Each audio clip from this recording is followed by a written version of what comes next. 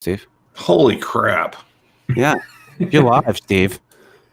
I didn't say anything. That was Matt holy crapping it. Yeah. That's right. I hate that you have to point the opposite direction to... There we go. The opposite direction? And that's Chris. Yeah. KT. No, that's Katie. Yes.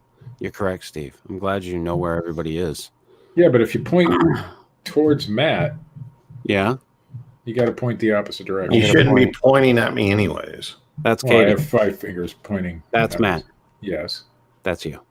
Ah, see? Katie. See what you did? Matt. No, I got it. I'm all over it, Steve. Steve, come on now. All right. It's like a mirror image. Yeah. Yeah. So we ready to start, Steve? You ready to mute? Oh, yeah. All right, let's do this. Steve Alcorn's a fine investigator. Oh, fuck off.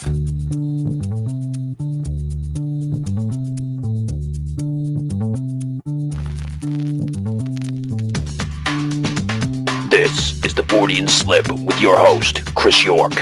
I don't need porn, Chris. I have a good woman. Listen, I have a good woman. I still watch porn. Co-host, Steve Alcorn. You are the top shit in Bigfootery if you get the invitation. Oh, are I've you? gotten the invitation 2 years in a row now, Chris. Wow, not me. And sometimes special guest, Matt Knapp. It's part growing older, you know? Maturing. Makes me more dignified and stuff. Okay, George Washington. I opted for the... Is that what meth addicts say? That make me more dignified. Taking on all things strange since 2013.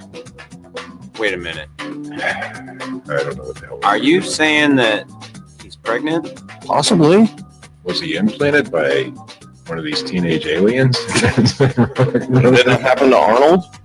This device, which comes as part of Nintendo's Quality of Life initiative, is to... He's going to have kids running around banging their heads off bricks. Yeah. You're about to witness the strength of creep knowledge.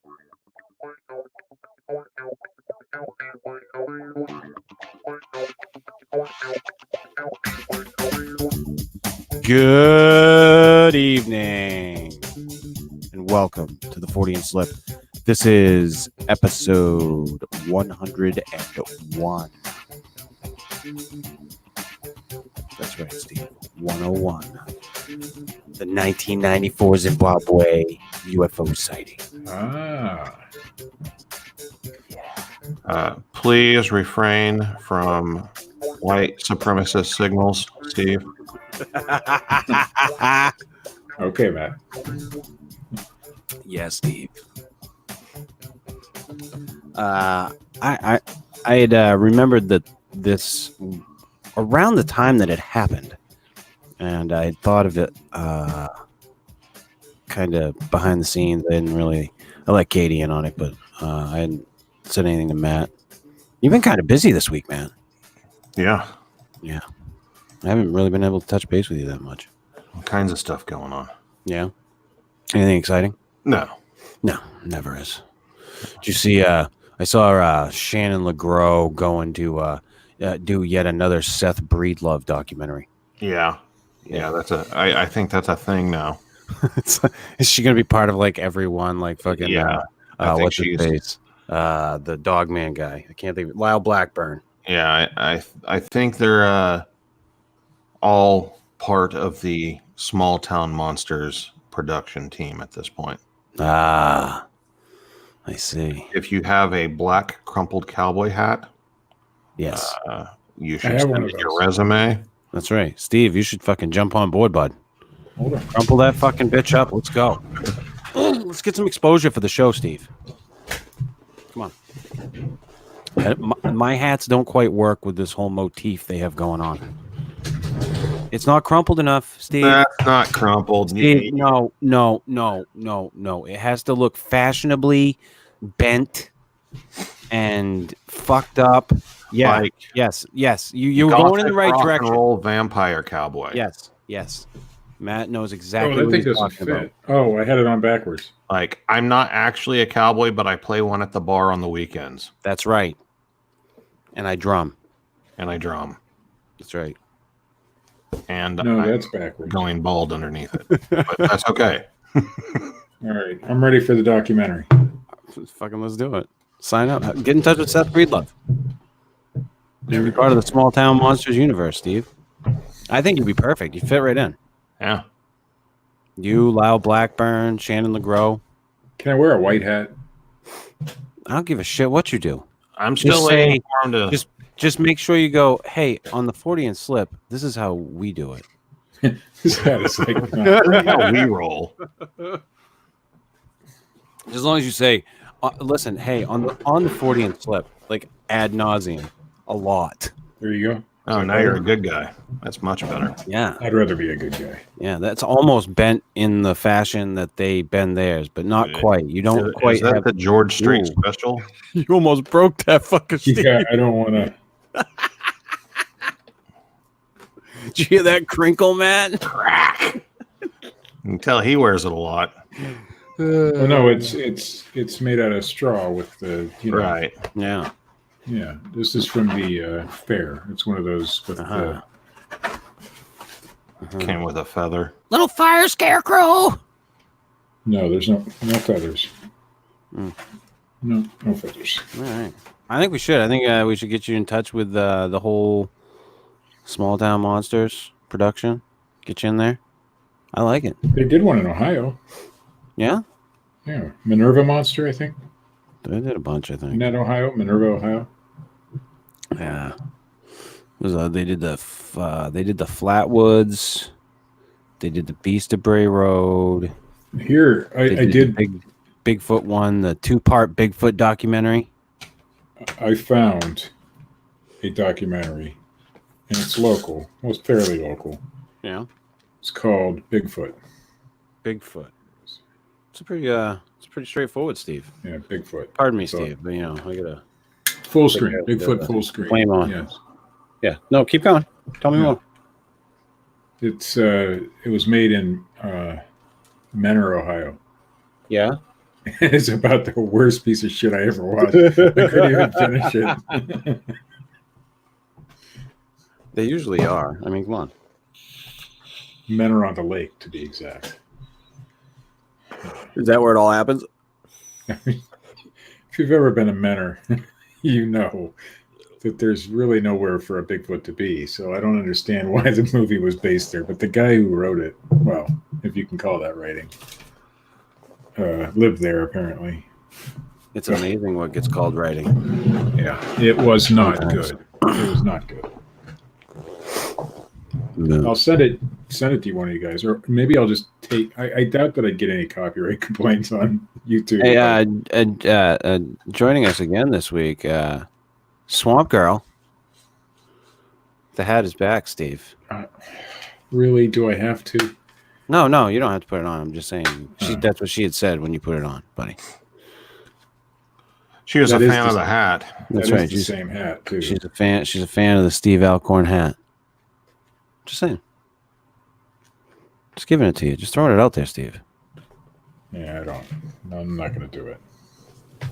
You know, this whole show was based on the idea of you with a cowboy hat on. Yeah. You do remember that, right? It's like even like immortalized in art. Every piece of art that we have has you in a cowboy hat. Yeah, I mean, I'll wear it for the fans tonight. How's that? For the fans tonight. That's it. Just That's all tonight. we One got. time only. One night only. The hat. It's ridiculous. Yeah. Why that is it was kinda the whole idea. ridiculous? It just looks ridiculous. Yeah, Steve, like I said, it's part of the whole thing. It's the gag. I'm not saying like I mean I don't give a shit what you do, honestly. Yeah, I'm Me not myself. a real cowboy. I know that. I never said you were a real cowboy. I fucking but it know might be you're not a real confusing. cowboy. Well, I live in a state deep in the South called Oklahoma. Yeah, Where the way majority- below the Mason Dixon line. Yeah, where the majority of people that wear those hats aren't cowboys. So you're saying that I'm almost as cowboy as those guys? Yeah, Okay, gotcha. Good. Yeah. I'm willing to bet they have rodeos and stuff up there in Ohio. Oh, Oh, yeah, yeah, sure. absolutely. Well, there you go. Have you even seen one? I saw a Confederate Besides, it flag. doesn't have to be a cowboy hat; it can be a farmer hat. Okay, Good. I'll be a farmer then. I grew up on a Just be, farm. just could Yeah. be shading yourself from the sun, Steve. Yeah, it could be a sun hat. Well, that's why I'm not going to wear a sun hat. You're wearing one right now. No. What do you sun think hat- the big brim Yeah. is What do you? for? Yeah. What do you think it was for? I know what it was for, but when you think of sun hat, you don't think of this. I do. You think of a big floppy, woman's hat, Do you have one? probably somewhere. I'll get a big floppy wizard hat, Steve.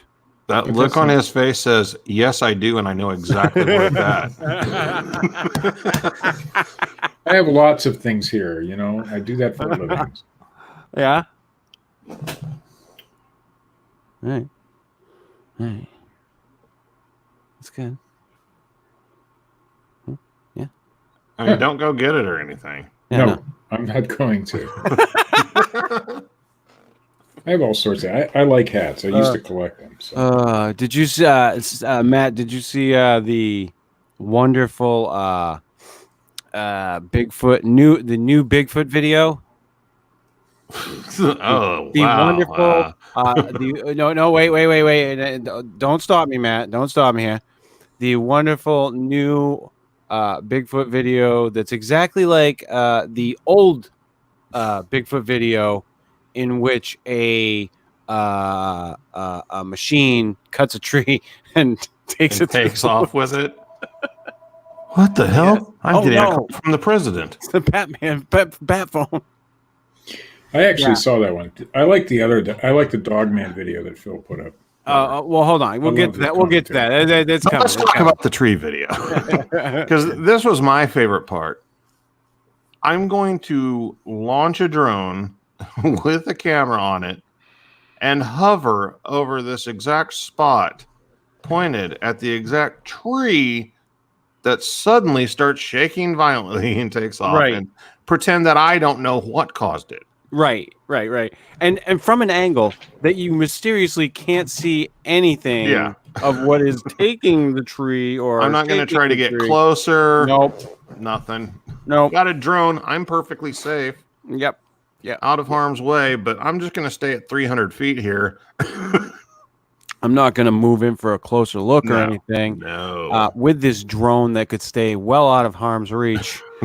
That I happen to be flying right now. That just, looks like I just launched into the air. So the battery life's probably pretty good. I probably could make it right over there Yeah. to Yeah, but, check out that thing. But I think I know what's going on. I think I know what happened. Steve What? cracked it. Yeah, I have. okay. Giant ape-like creatures tend to swat flying objects. Ever you watch King Kong?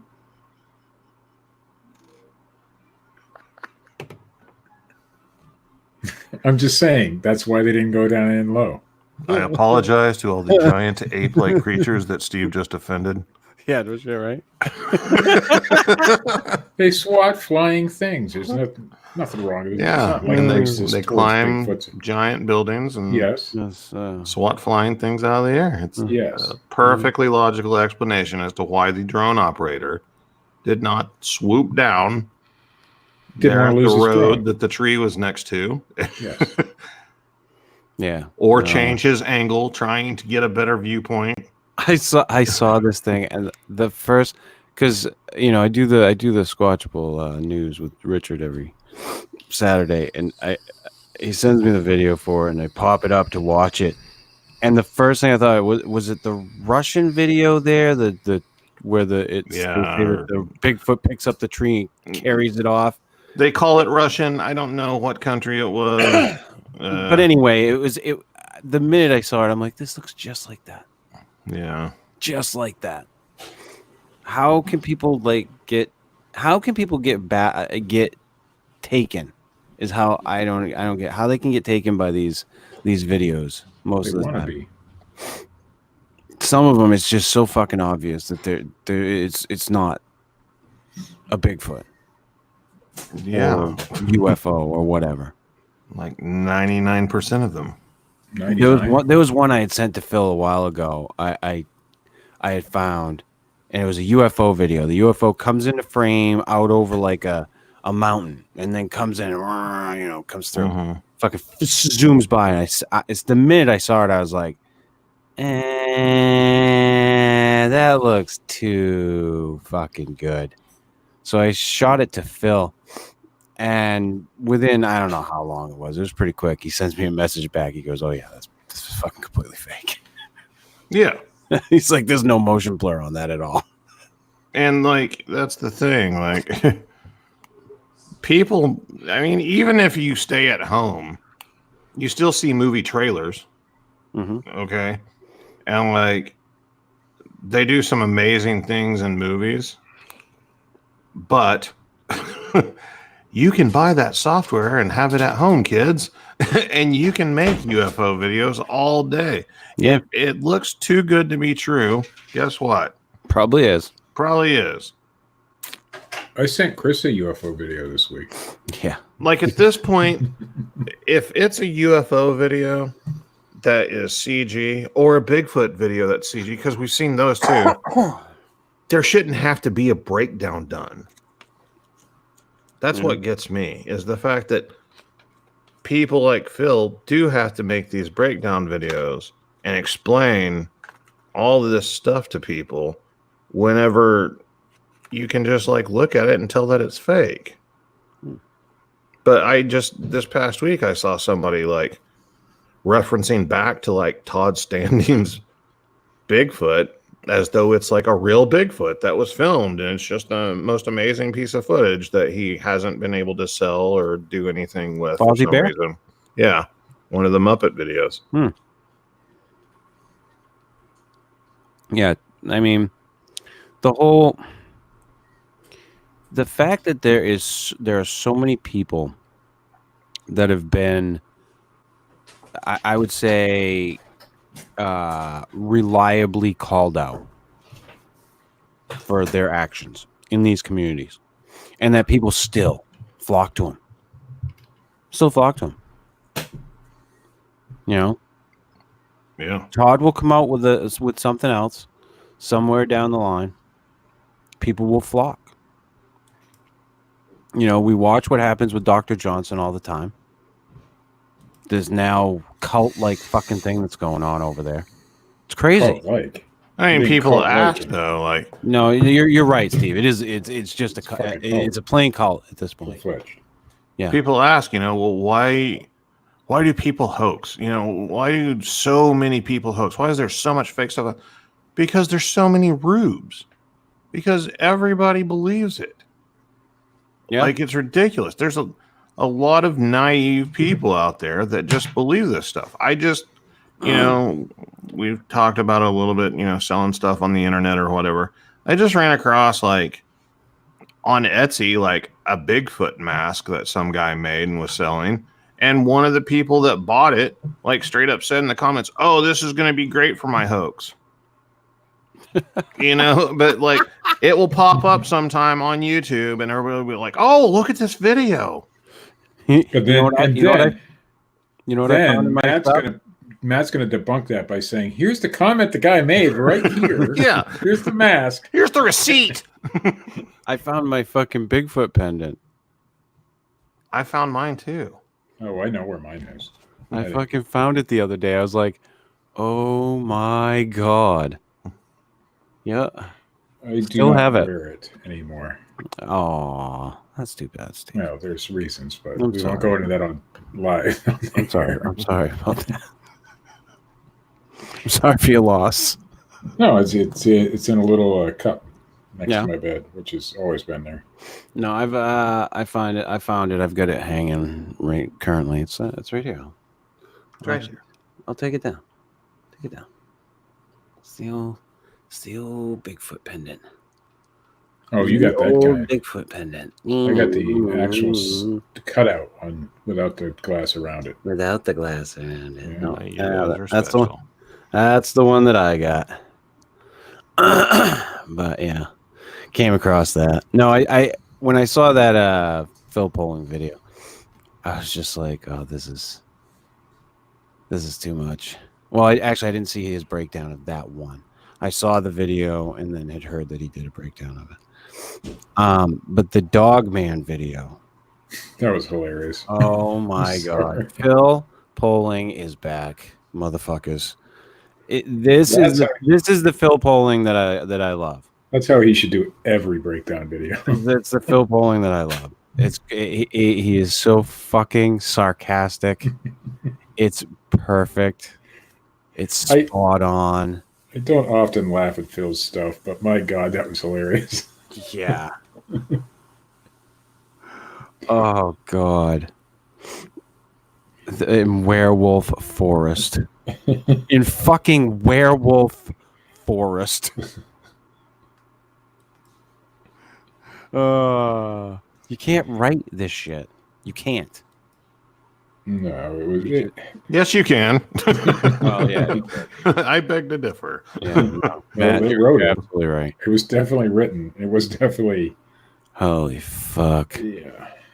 That if you guys haven't had a chance, take a moment and go over to Phil's channel and check that out, because it'll have you in stitches. That Dog Man video, that's a treat in and of itself. So what's new with you? What's new with you this week, Steve? Me? Anything new going on? Nah. Anything good? Same old. I gotta try to put together. I don't know if we're gonna do it tonight after the show. Holly got in touch with me today. She said she's got some time, so I might do a double shot tonight. Ooh. We might get a slip into the night tonight after the 40 slip. So it might be a double shot. I will keep you guys informed. Double whammy. That's right. Does every show you do have slip in the title? Currently. Slip in the showers. No, the secret show isn't called the 40, anything to do with the slip. It's just called the secret show. I see. It's a secret show, Steve. And down the rabbit hole. That's right. Down the rabbit hole. There's no slip there. Slip into the rabbit hole. The secret slip. That's right. Secret slip. I'm gonna change it all up now, Matt. Just because Steve. Well, it makes sense. I mean, you want to keep that. Well, you want to keep that branding going. I do have something going on, Steve. And then if you are a super nerd like me, I enjoyed the model making video. You like that one, Matt? I did. Yeah. I did not watch it. I'm gonna do another one. And here's the bitch of it, okay? So I debated on doing this whole thing. Like, I sat down, I was like, I got these fucking models, these 3D Earth, Metal Earth models. And they're all these different Star Wars things. They had the Darth Vader's TIE Fighter. I've got the Imperial Star Destroyer, and I've got an X-Wing to build. So I decided to build Darth Vader's TIE Fighter because I'm like, this looks like the simplest one to start, because I hadn't built one in a while, and I didn't know how long it was going to take. I wanted to make sure I gave myself enough time during the day to do it. And I almost fucking bailed. I almost fucking went. I was almost like, yeah, fuck this. I had committed myself. Like I had said the night before, I'm like, I'm going to get up in the morning. I'm going to get my coffee. I'm going to do this. So I finally, got myself situated. And I just forced myself to open the friggin' link on StreamYard, get into the friggin' what they call the broadcast studio on here on screen, and I got it up and I'm waiting and I'm trying to figure out everything. Now, the one thing that I fucked up was my camera angles. The next one I do, I've got to figure out how to set my cam for a better angle on the model while I'm putting it together. But other than that, like, everything went pretty smooth, except for I broke the fucking thing at the end. Other than that part, though. Other than that part, Other than everything totally else destroying it. was. No, I didn't destroy it. What happened see. was one of the arms broke free from the wing at the very end, and I had to set it back in and super glue it. Yeah. Because I can't get in there to refold the tabs because it's all sealed. So, but it looks great. It looks fucking Yeah, it awesome. looks cool. So, and here it sits, and it is right here, actually. This is the model. For those of you listening on the podcast, you can't see this, but How long did it take you to put that thing together? 2 hours. 10 minutes. 2 hours for that little thing. 8 minutes, 57 seconds. 2 hours, Steve. There's a lot of intricate little parts on that. Yeah, sure there is. I'd like to see you put one of those together in less time, Steve. Okay.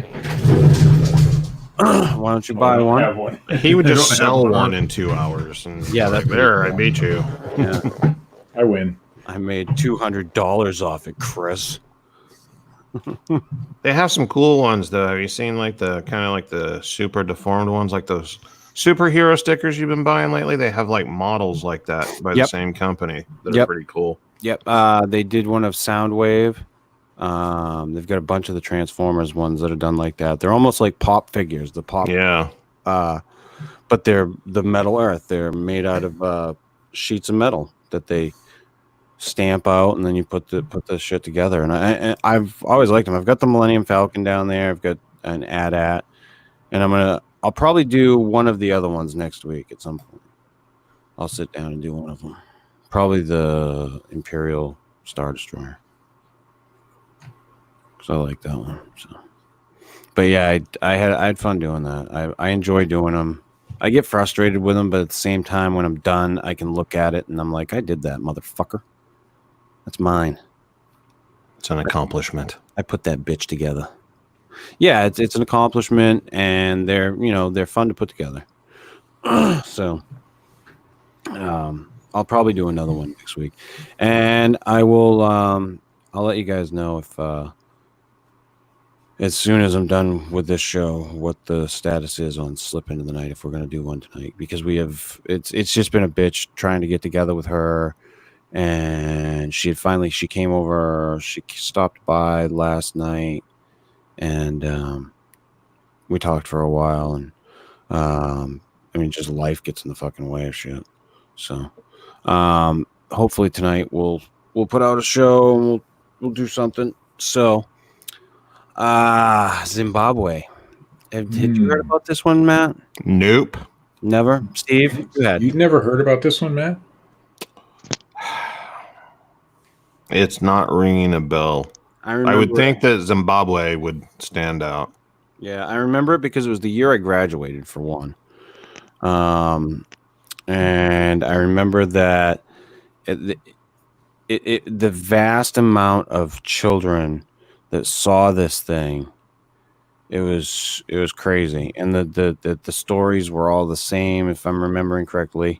Well, the pictures were the same. Pretty similar. Yeah, they drew all very similar pictures. I know Katie got pretty sucked into this one when she started doing her research, she told me. So, isn't that right, Katie? Yeah, it's a super cool What story. the hell was that? what was Steve? Sounded like she was growling or something when she came on. Whoops.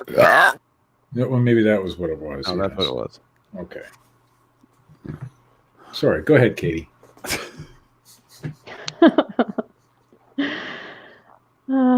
It is a very, very good UFO story. I had a lot of fun researching it, watching the videos of the kids being interviewed.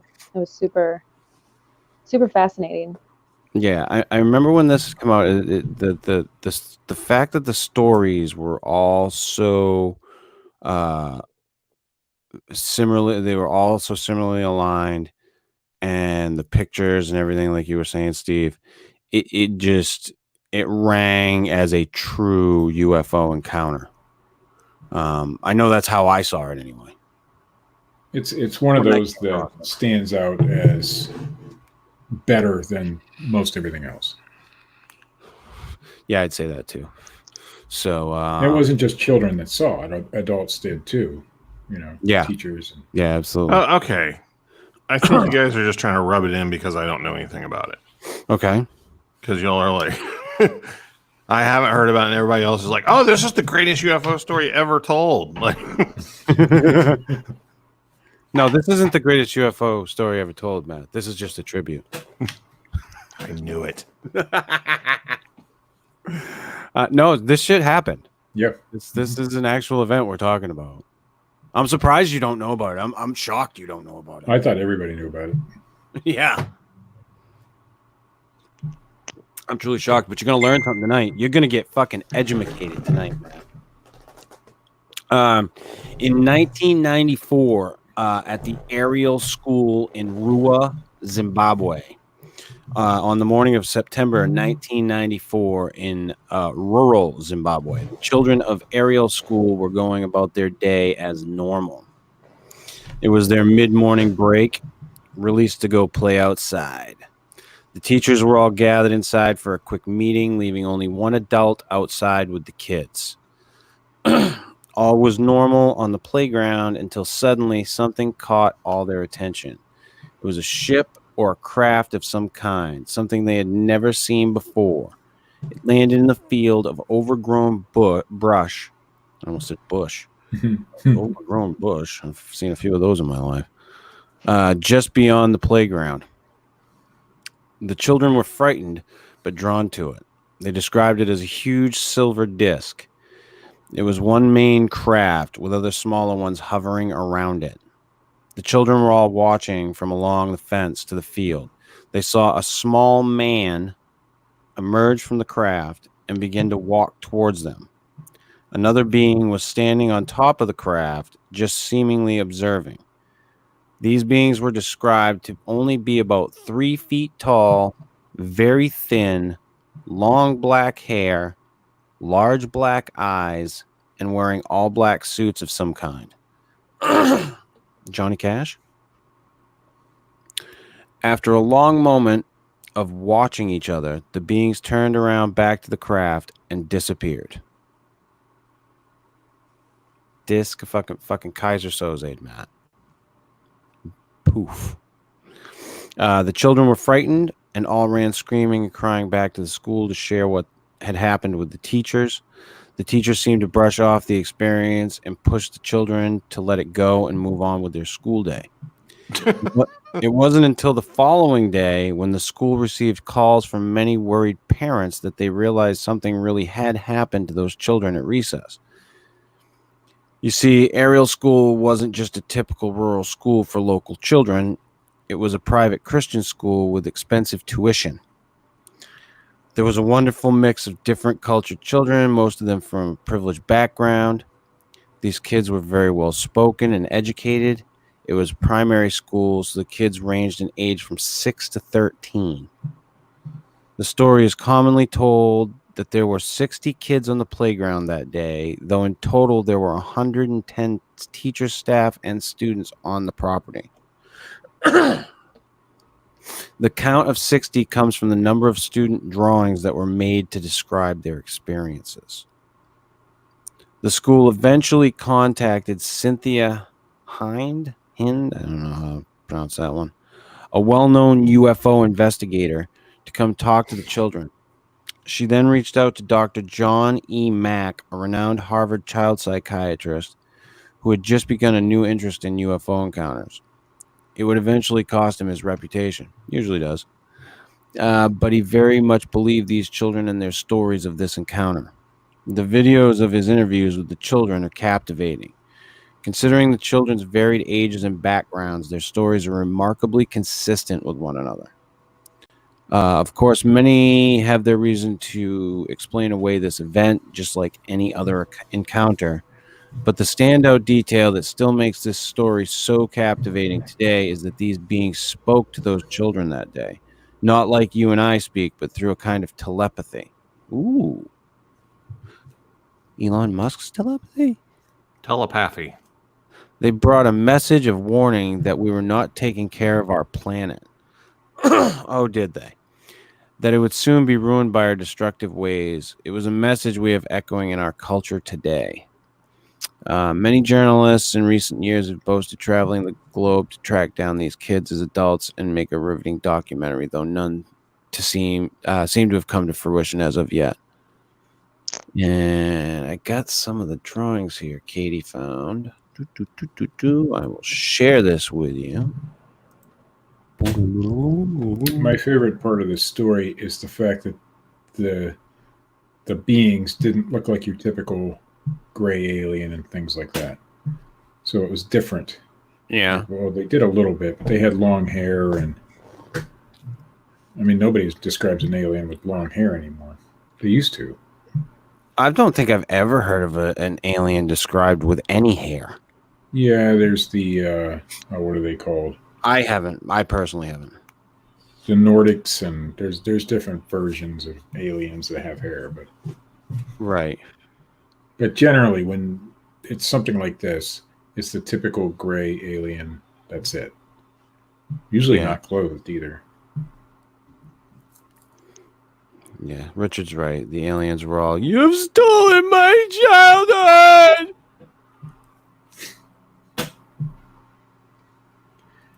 Okay, so... Poor Greta. Those trees look like penises. Can we go give her a hug? They do kind of, a little bit. They look like mushrooms. It's like they look like there's some mushroom tip action going on there, Steve. Yes. You're right. I'm not amazed that you went straight to penis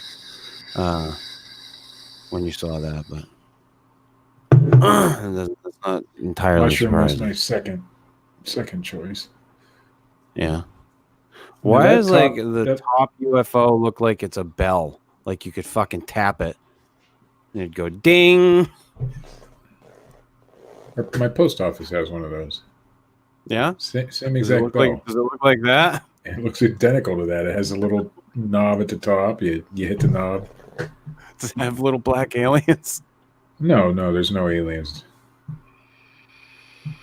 Maybe that's where they came from, those little bells.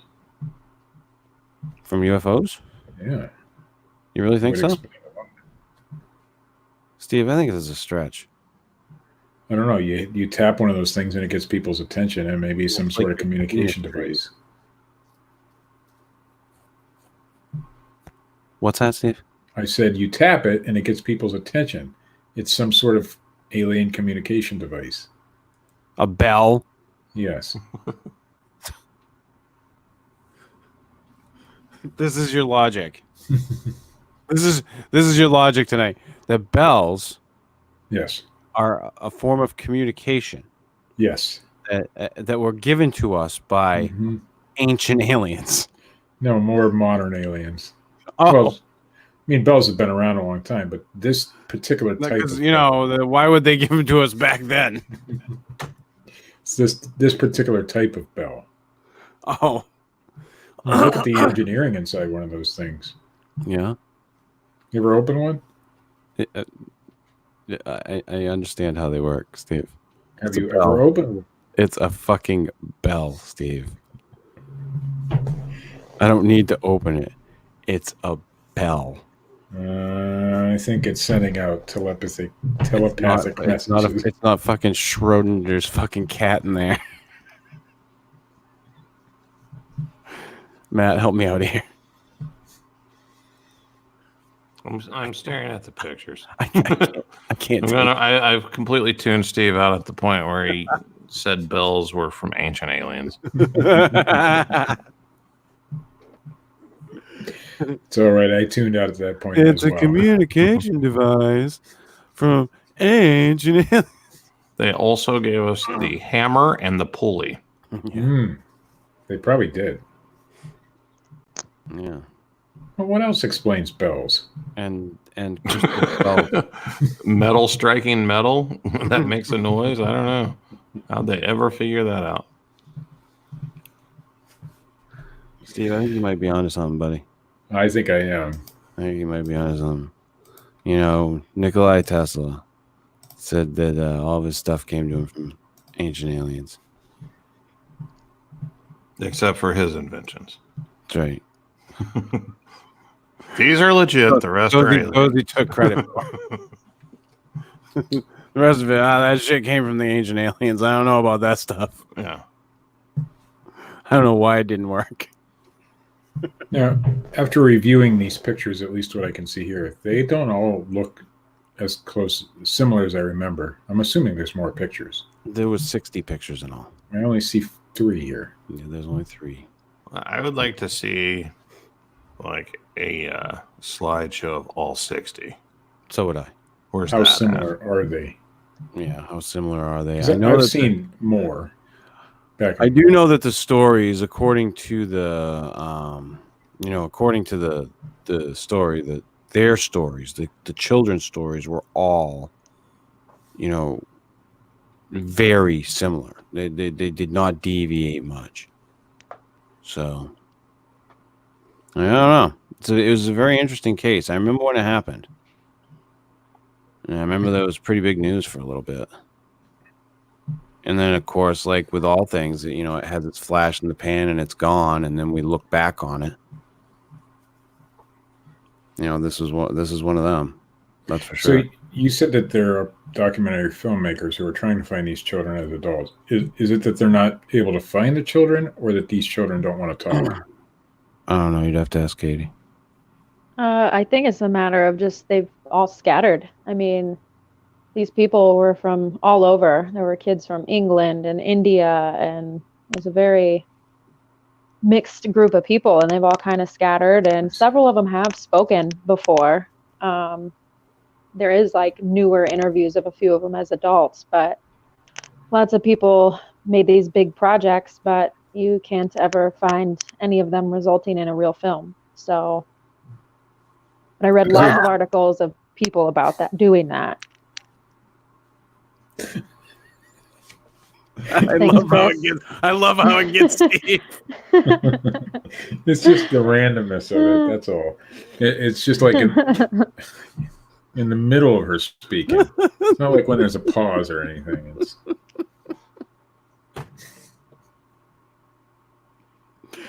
No, I wondered, because if they couldn't find these children at all, maybe a lot of this stuff was made up back in the day. I don't think it was. I don't think any of it was made up. I think they really saw something. Yeah. But if you had trouble tracking any of them down, then that would kind of add some suspicion to the stories. But I do remember when it happened, and it was very intriguing. I mean, it was one of the I put it as top 5 anyway. Yeah, I'd say it's right up there. It's definitely, I would say it's definitely in the top 10 UFO sightings. Sure. Well, for sure. For me, anyway, if I was to go top 10, UFO sightings, I would put the 1994 Zimbabwe. So the adult that was out there with them, did that adult see anything? I mean, there was a bunch of adults. Well, most of the adults were inside. Yes, they stayed inside for a meeting or something, and I really didn't see anything anywhere where any of them claimed to have seen anything. The first they were alerted to anything going on was the kids coming back inside. Right. Well, I mean, okay, so let's go down the rabbit hole. Ooh. I mean, you've got a couple things here. Drawings, that was one of the things I noticed, Steve, is while they had some similarities and some of them were closer resembling one another than others, they were pretty diverse. But I don't really put that much credence into drawings, especially from like little kids. Right. Because like, would a group of 60 kids all be able to see, the object, or have, the same perspective, or have the same abilities at drawing, what they saw from memory? Like, of course not. But then let's take it a little bit farther. So telepathically speaking to the children, perhaps if they have the ability to do that, perhaps the whole thing happened inside the children's mind. Yeah. Or was blocked from the adults, or wasn't actually visible, physically, but just mentally to that group of children. And then you have to wonder, about the message. If this is what like the entire group of kids say, popped in their heads at the time, that would imply that this isn't just like some random like alien encounter. This would mean that this particular group of aliens are watching us and keeping track of what we're doing. This seems like a pretty specific message too. Right. To that group of people, like why wouldn't they like land, like of all in the middle of a city and be like, humans, you're destroying the planet. Wouldn't they land like in Washington D.C.? Yeah, and be like, or hey, Moscow listen, or wherever, dickhead. Whichever one's in charge. Dickhead. That. But why would they land in Zimbabwe and tell a bunch of kids? Right. Well, these children weren't just ordinary kids, though. They were, well-to-do. Their parents were well-to-do. I'm going to assume diplomats and things like that. Children who in the future would have potential to do something. That makes a little sense. I could go down that but road. Then that's an awful lot of knowledge these aliens have. Maybe they're time travelers. Well, they did have long hair and big eyes. Maybe they traveled back to tell these kids so that these kids could fix it. That's my take. It would be interesting to know what these children are doing today. Yeah. What did they grow up to do? Yeah. Because God does it's 94. They're from 6 to 13. So you figure they're all, God, they're in their 20s and 30s. They're in their prime right now. 20s and 30s. Be interesting to know what all 60 of them are doing. They're all internet content creators. Or, well, there's probably more than 60 altogether. It's just 60 drawings. So 60 that we know of. 60 children that we know of were there. It'd be interesting to see where they're at. What they're doing nowadays. I'd be down for finding out. I know that. But I mean, a group of 60 kids, you're going to have most likely a very small percentage actually doing something important. True. It's just it doesn't matter what your parents did. It doesn't matter. Some of them are probably dead. Yeah. They didn't heed the warning. That's why. Yeah, that's what it was. Or maybe they committed suicide because these aliens contacted them whenever they were children and said, "You are destroying the planet." I think they meant mankind itself is destroying the planet. Which is pointing the finger at them. You. Yeah. Well, they didn't go to mankind. Hey, they went to those kids. Yeah. You did this. Well, maybe they did in the future. If these are time traveling aliens, maybe the aliens came back and something happened that day. You with your airheads and your nerds. Something happened that day on that playground that would have caused some catastrophic event in the future. But I think we should really focus on the kids who are at least like 10 and above. Because below that, would a 6-year-old really be able to comprehend anything that the alien supposedly said? Or if it was done telepathically? If the two kids in my house at the age of 6 would not have any comprehension of, if I sat them down and was like, look, we're fucking up the planet and we need to make changes to what we're doing, our actions before we destroy it. They'd be like, is SpongeBob on? Like a 6-year-old isn't going to be able to get that. Yeah, a 6-year-old isn't even going to understand that, like, those are aliens. Okay, but what the 6-year-old is going to, if these aliens or whatever they were able to communicate telepathically, they were also able to maybe perhaps implant memories that would activate later. Sleeper agents. Yes, sleeper memories. These 60 kids are going to turn against Manchurian Candidate. Yeah. They're all assassins now for aliens. I'm just saying, maybe that is a possibility. Maybe it didn't matter how old those kids were. They could have been 3. The Black Hair Syndicate. It's a fucking sleeper cell of fucking aliens. It's happening. Where's fucking Tim Fasano when you need him? We cracked this shit. Where is he? He's out fucking filming Bigfoot. Yeah. I think he's like a CIA agent. Secret Was agent? he ever in Zimbabwe? Was he in Zimbabwe in 94? He could have been. Have you seen his videos? He could be anywhere. He could be anywhere. He could have been anywhere when he took those videos. Anywhere. Universal Studios.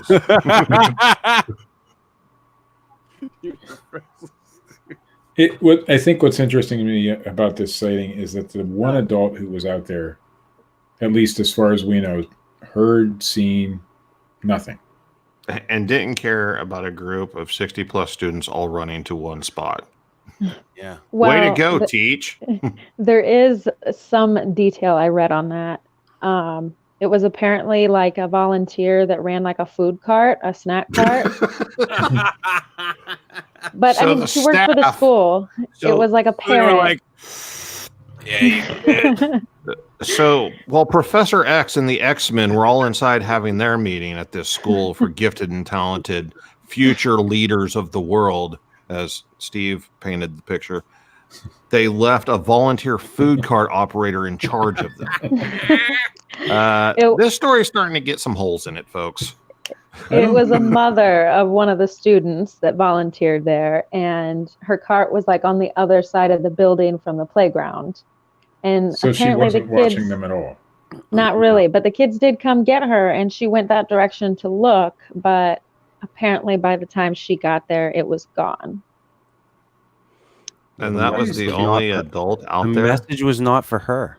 Can you imagine if, like, anywhere in the United States, it was announced that like 60 school children were left unattended? Even in 1994. Yeah. Yeah. Like heads would roll. Like entire schools would get shut down for that. 1954, maybe, but not 1990. But it is Zimbabwe. Maybe they have different. Maybe their children are much better behaved and can get along by themselves better. Well, What are we going to do today, Beeve? We're going to go check out the UFO.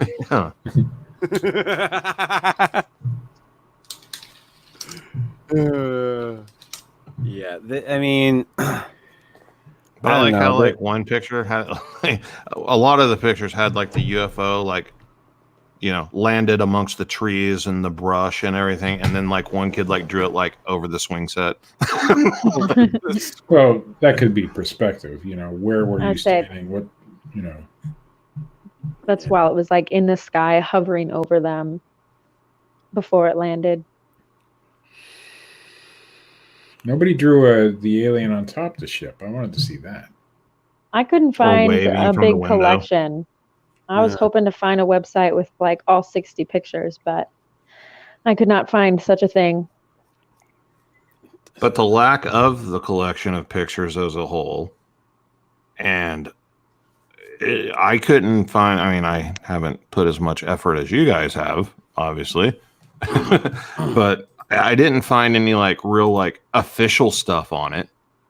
I found like a bunch of like blogs and other shows on YouTube and stuff like that, just little things, you know, where people are like talking about it. But and then you were talking about how like none of like the documentaries really came to be. Maybe there's some suppression going on here. could be. I mean, we know that that stuff like that has happened in the past, where people come in and say, "Hey, don't talk about this," or "Don't," you know. It happens in every facet of these types of communities in all different ways. Sometimes it's people within the communities who are like, "Oh, let's," you know, you don't want to talk about that. You don't want to. Yeah. You don't want to go down that road. You know, maybe because they don't want the story sullied. Yeah. If you, Matt, do a Google image search, you'll see a lot more of the drawings. You're looking at them now, Steve. I am. Huh. You could share that screen with us. You know. And they are all pretty similar. I mean, overall. Yeah. I can share the screen. Yeah, you can share that, you know, what your findings with us, Steve. And the and the people at home. The listeners at home. Watchers. The watchers of the web. That's right. The people listening to the podcast can't see it, but if they want to, they could go to YouTube and check it out. So at youtube.com/the Fortean slip. That was nice. You actually have Can I put that in to. there? You actually have to allow the screen share. Oh, There you go, right there. there you go. Lots of Yeah. lots of drawings. This one's not a real drawing. Yeah. That'd be one talented 6-year-old. Yeah, no, I get that. But that. if you look, a lot of Yeah. them had them in the trees. There's trees, Yeah. trees. They're all very similar. The coloring's different. Yeah. And like some of them have windows, some of them don't. Some of them have the thing on top, some of them don't. Yeah. But they're all The aliens fairly look similar. different. You could tell like this picture here was drawn by one of the younger kids, right? And then this one was probably drawn by one of the older kids. But here's my favorite. Let me see if I can find it. Yeah. See if you can find it, Steve. I saw it. Oh, there it is, right here. Look at that. Yeah, that was not drawn by one of the children, Steve. No, that's just after that. Oh, dear God. But look at the hair. Yeah. No, I Yeah, can they see gave him like rocker hair. Like, it. Yeah, Steve. it may have not even been hair, you know? It could have been part of a suit or something, an air filtration system for all we know. Yeah, we don't know what the fuck it was. This one's a little bit different. Oh, wait, is that Adam Davis? Right there with the bitch lips? No. Oh, this one? No. Yeah. No, it couldn't be. No. I don't know. Yeah? If you look at the pictures the way they're drawn here, a lot of them are very similar. This one. Yeah. No, This one. there's some similarities. This in one. I mean, the colorings are different. I mean, it all depends on perception, I suppose. I mean, the way I see it, the way it looks to me, like they all drew something that was very similar in shape, had something on the top, is what I see. Whether it be like the little bell button thing or the how do I get rid of you? Can't get rid of it. I have to get. I think they all put something on top. And you know, I don't know. I find it to be a very interesting encounter, sighting, whatever you want to call the whole thing. I mean, they spoke to these things, so I guess you'd call it a close encounter of the third or fourth kind. No, third kind. Speak. Fourth is if you're abducted. Yeah, none of them were, as far as we know, abducted. No, but you think they're sleeper agents? Well,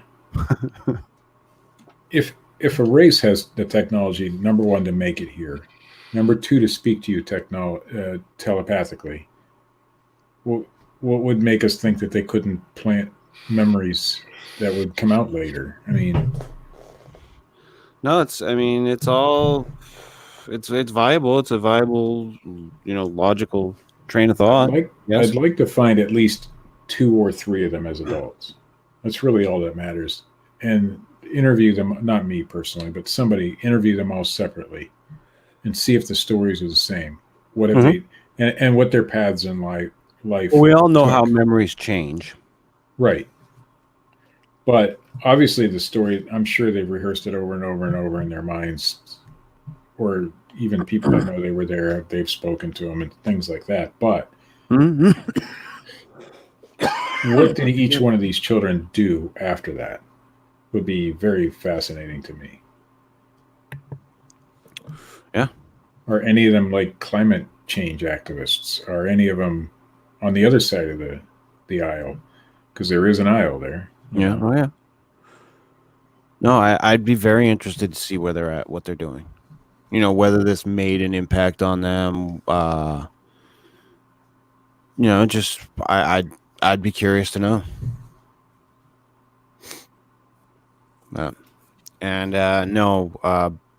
Bubby Blindy, I'm not vaping on. It's pretty safe to say that none of them became artists.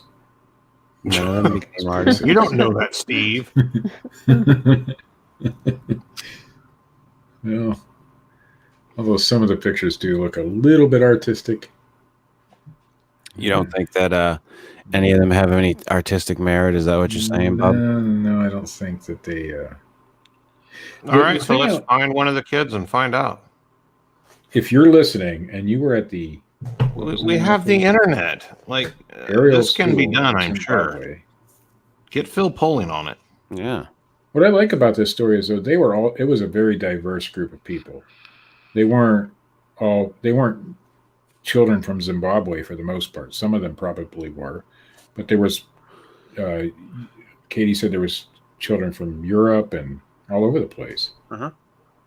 So yeah, honestly, the best part of all this was watching the video of the kids being interviewed. It was just like within weeks, and it was a real psychiatrist that was interviewing them. And I found probably a good 30, 40 minutes worth of footage, and it was really interesting to watch and to hear him try to even describe the whole telepathy thing. There was like 2 girls that he was talking to, and they like struggled to even put it into words how they received this message. Like they had never even heard of such a thing. So it was really cool. It's on YouTube. You can search for it and find it. when he was interviewing them, I haven't seen the video, but when he was, I may have probably years ago, but did it sound like he was planting anything in their minds, or was he just, hey, what happened? Not at all. Honestly, it really felt like a real professional. Well, he was a real professional. Yeah, prior. exactly. And it felt very much that way. It did not seem like a reporter, fishing for the good story out of the kids. Right. He truly wanted to understand what they went through. Yes, absolutely. And this was the psychiatrist, right? Right. And he later caught a lot of flack for that. Yeah, he got his reputation trashed, and then in 2004, I think it was, he got hit by a drunk driver and died. Suppressed. There you go. That proves it right there. Drunk driver for sure, really. Did he have something on the Clintons? He may have. I was just curious. I mean, I don't know. It is. Now, Chelsea was one of the students. She could have been. Wait, Zimbabwe, isn't that where Obama was from? No. He is from here. Yeah. Allegedly. Now who's on which side of the aisle? Steve, are you a fucking birther now? Jesus Christ. What happened to you? What happened to you, Steve Alcorn? I want to know right now. I am not a birther. I hope not. There's a problem. I want to know what happened to Steve Alcorn. There was a man I knew. Where do I need to see your birth certificate right now? There was a man I knew 6 years ago. What, my driver's license do? No. Just your birth certificate. I don't know where it's at. Well, then you're lying about being American. Mine's in my pocket. I'm not running for office, so it doesn't really matter now, does it? There has been, on this show at least, some speculation of where I'm actually from. Maybe not. Did I hear recently? This is totally off subject, but did I hear recently that now, as long as you have a one of the new federally issued licenses, you can go to Canada without your passport? I do not know. Yeah, I don't know. I heard that recently. That would be nice. I don't want to have I just to go know get a you passport. can't like fly without them. Well, that's going to be the case in October of 2020. Right. I guess with the new ones, you can get you don't have to have your passport to go over the border anymore. So that's something to look into anyway. That would be actually a really nice thing. Well, yeah, because I've never wanted to go through the bullshit of getting my passport to go to Canada, and there's been I have a family member that lives right next to Kingston, Ontario, and I've always wanted to pop over to like hook up with Fred when I've been up in that area, and I've thought about it for a long time, but it'd be nice to just be able to pop over without having to get my fucking passport. Well, for those of us who live close enough to Canada, it kind of sucks. They have to go through all that just to. Oh yeah, just to be able to go over the border. Yeah, yeah, it's crazy. I mean, because before that, you could. I mean, they check you at the border. Usually on the way in. I think. Yeah, before 9/11, it was very simple to get to Canada. I mean, Last time it was well before 9/11. But last time I was over there, and the reason I don't go now is because of the whole passport thing. I just don't want to get one. It's too much of a hassle. Yeah, it's just too much of a hassle. I mean, I don't need one. I'm not like really traveling outside the country much. Do aliens have to get passports to visit Earth? Yes.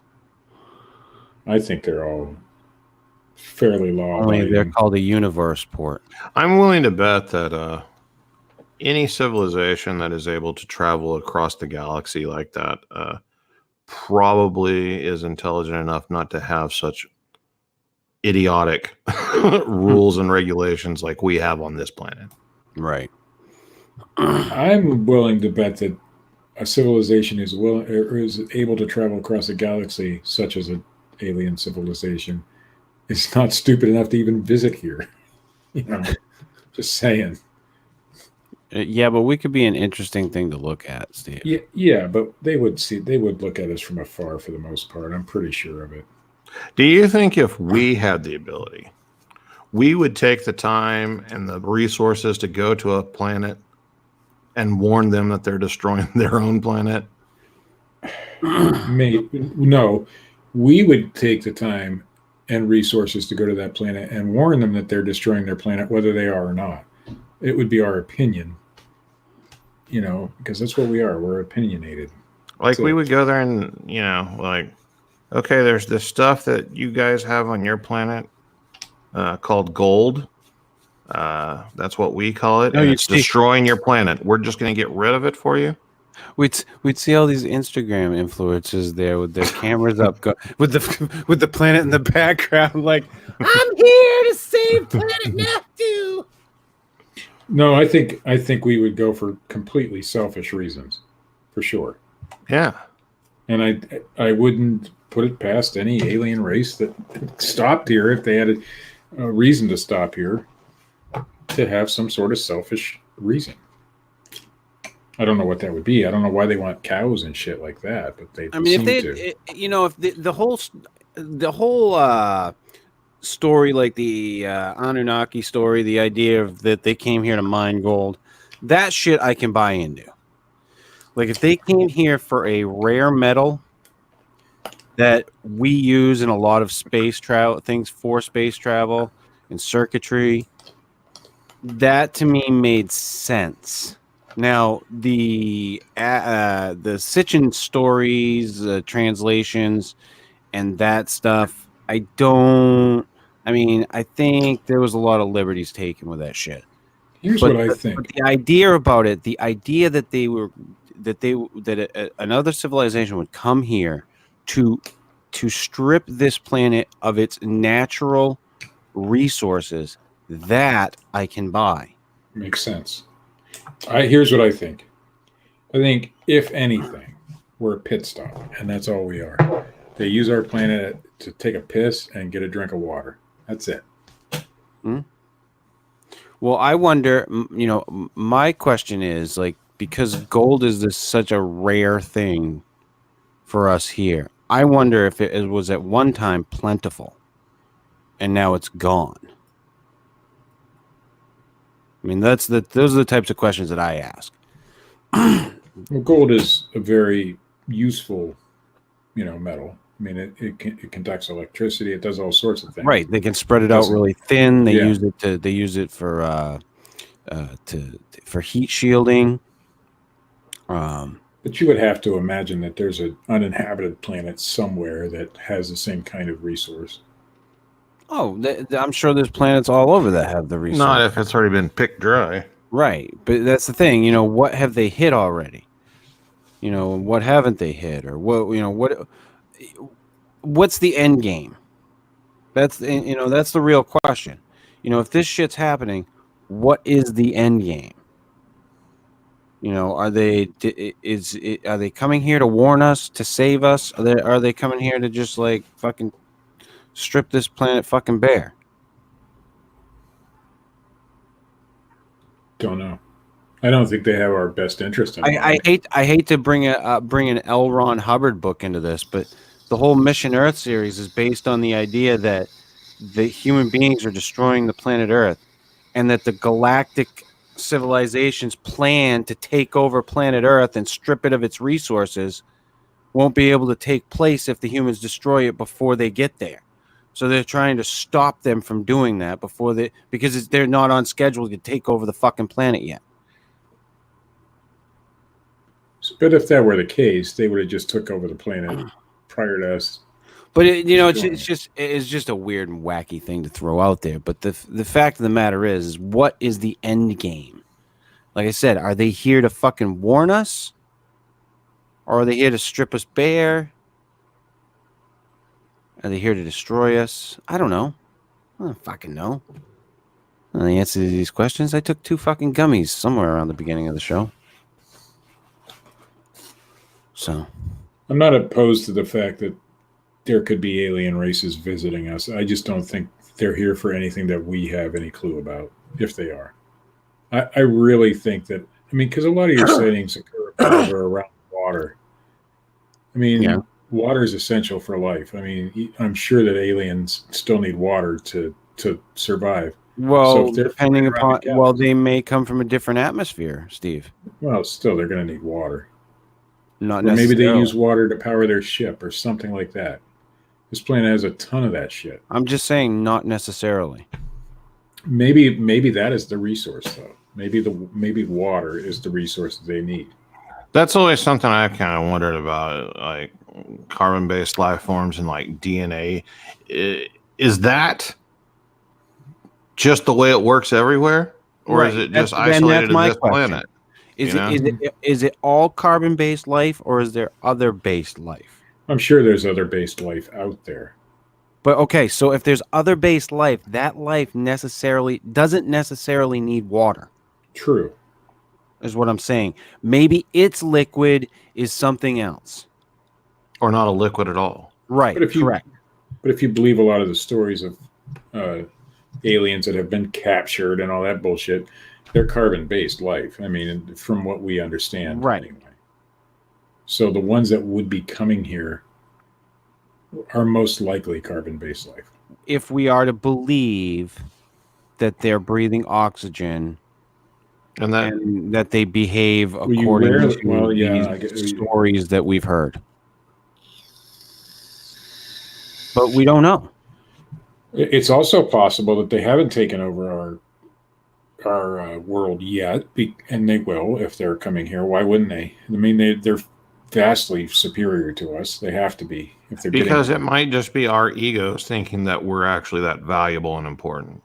It could be that, but it could, like when we invade other countries, there's diseases, especially back in the day, you could die just by going somewhere else, and it's possible that they have to get past that. Right. There could be something, the whole if they are War of the Worlds thing. If they're abducting people, they're not abducting the new War of the Worlds, BBC. They're abducting people to build up their immunity, is what they're doing. Is my guess, if that's what's going on. Yeah, I'd say it's a question that's not going to be answered until they fucking land, step out where everybody can see them. Right. It seems lately anyway that at least our government seems to be more open to the discussion. It's just interesting that Well, here's my question, not to cut you off, Matt, but here's my question. Did that footage get fucking released? And then they went, oh yeah, this wasn't supposed to be released. Wink, wink, nudge, nudge. Or did it get released and then they were like, oh, fuck, that got released. And now we got to admit that it's fucking real. I would say the first one, because the second one, they can always just deny. Right. Because it wasn't any more convincing than any other footage that's been out. Right. And I tend to agree with you, Matt. I tend to agree that the Pentagon released it, and now they're going back and saying, well, yeah, no, it's real, but we never intended to release it. Right. But see, you have situations like I want to say that guy from Canada. I know that's really vague. Sorry, get over it. Possibly Gordon Frank? Lightfoot, possibly a Todd guy Stanley, John? from France, maybe. You have different Jean-Pierre. political leaders and everything in the past who have acknowledged aliens are real and that world leaders know about them. So maybe it was a situation where America was just doing that thing that America does and just, well, we're going to put it out there first then. Yeah, I know exactly what you're talking about now. I know the guy in Canada. I know who you're talking about now. Yeah, I do too. And there is a guy in France as well. Yeah. And I don't know those people right off the top of my head. And if anybody could translate the videos from like Brazil and Mexico, well, do you remember it would be game over already. The Mexican military footage from I don't know, the mid 90s or early 2000s? Yeah. It's very similar. And they said it was real back then. And then didn't that one incident, that famous one, happen in Arizona? The Arizona lights, or the Phoenix lights or whatever. Oh, yeah, the Phoenix lights.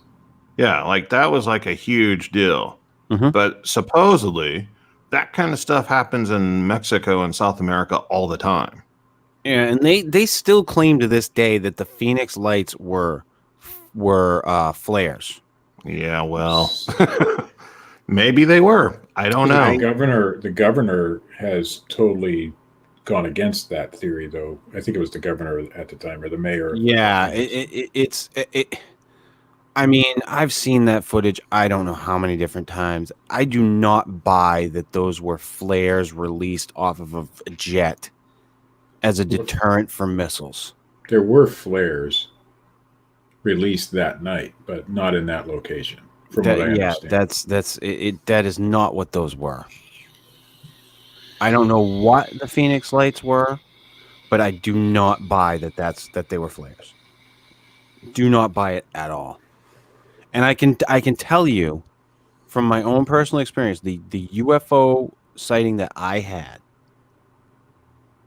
that is very similar to what I saw. Only with mine, it was not a series of lights like that in like a V formation. It was a triangle that blotted out the sky, and there were lights at, on the side. It's very similar, but not the same. Well, if it was behind a mountain, you may not have seen it all either. I mean, no, I saw it go overhead. No. I mean the Phoenix lights. Right, correct. So what I saw went over my head and it just blanketed out the sky. It blacked out the friggin' stars, and it was silent. That's like that one triangle craft. I can't remember. Somewhere in the United States, it was seen by a bunch of people, including like a sheriff or a sheriff's deputy or something. And it was like a black triangle, with the running lights basically on it. And It went over a huge amount of area. That's why so many different people saw it. And see, not long after that, they released the stealth bomber. Yeah. And I had always chalked it up to but probably the fucking stealth bomber. But however, even the stealth bomber at that level that would have blanketed out the sky for me to see that much of it, I'd have heard it. Absolutely. Yeah. I heard nothing. It was silent. You ever hear a stealth bomber fly overhead? Oh yeah. Yeah. I went to the air. I've been to the air shows at the Brunswick Naval Air Station here in Maine, and I've seen some shit. So yeah, and now I know that. So in retrospect, I can say, I don't think that was a plane that went over me, and I don't buy that the Phoenix lights.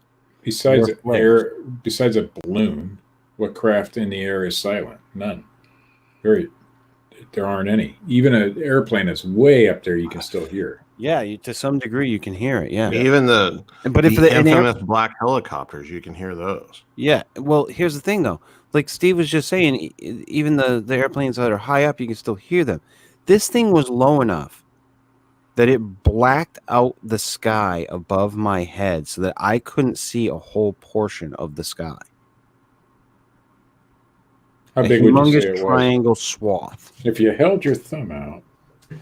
No, it was huge. Well, the one I was talking about, like the law officer or whatever that saw it, I mean, he was saying it was like something crazy, like 300 yards long or something. Yeah, I couldn't estimate to the size of this thing because I don't know where its position was above me in the sky. All I can tell you is that it blacked out the sky and it was in the shape of a triangle. Star Destroyer. Yeah. So, I mean, I don't know. I don't know what the fuck it was. But I couldn't see what it was. Whatever it was, it blacked out the sky, but you couldn't see what it was. All you saw was the lights, I'm assuming. Just the lights. Any blinky lights? All solid lights? They were just white lights. Just white. It's the typical description of that craft that everybody talks about. Yeah. Right. And that's why I was so like, I correlated the two. I've always correlated the two because it was around the same time that happened. And it was around the same time that was seen on the East Coast from Maine down to New Hampshire. Or through New Hampshire, Massachusetts. So you're not the only person who saw it? In this area. No, I'm not the only person who saw it. But yeah, it's some interesting shit. Doesn't mean it was alien. We don't know, but we don't have any crafts unless what would propel besides air, hot air, propel a craft through the air? Magnets. Zeppelin. Well, even Zeppelins have motors. You'd hear them. Magnetic force. Magneto? Yeah. Now, is it possible that our military is working on things like that? Yeah. I think, though, that, the stealth bomber was in development for a lot of years. People had seen it, but the government never admitted to having it for a long, long, long time. What about the Nazi bell? Maybe it's the Nazi bell, Steve. But it is possible that our government is working on some sort of silent aircraft, which would actually be great for a military operation. If you could sneak in, be quiet, turn the lights off, and turn them on when you need them. Shit, yeah. But why would they turn the lights on so that you could see it? I don't know. Right. That part doesn't make sense. Why would they fly it over residential areas or areas of the country that are highly populated? Why did the Cash Landrum incident happen? Yeah, I'm still wondering about that one and the one in the UK there at Bentwaters. Yeah, the Bentwaters. Same kind of thing. Air Force Base. Rendlesham Forest. Same kind of better thing. known as. Yeah, there's some interesting stuff that's happened out there that I think people have lingering questions about. And there's a lot of them. We've talked about Betty and Barney Hill. That's one that. Why would this interracial couple, in a time when it still was, the civil rights movement had just why would they fucking do that to themselves? Why would they put themselves under such scrutiny? But they did. Unless you truly, honestly believed what happened, you would not in that. Not even now, I don't think. Anybody he was fighting for civil rights. He was in the NAACP and all that stuff. In a time where it was in its infancy, really. Mm-hmm. And a government employee. Yeah, he would not have.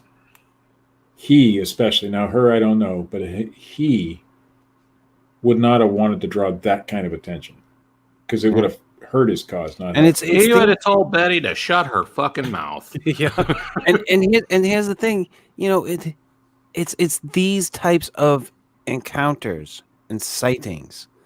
I said that totally wrong. Sightings. that really keep me interested in this phenomenon, in this subject. This is the type of shit. You know, what I saw, I can't say what that was. I can't say that was a fucking an alien spacecraft or that there were aliens here.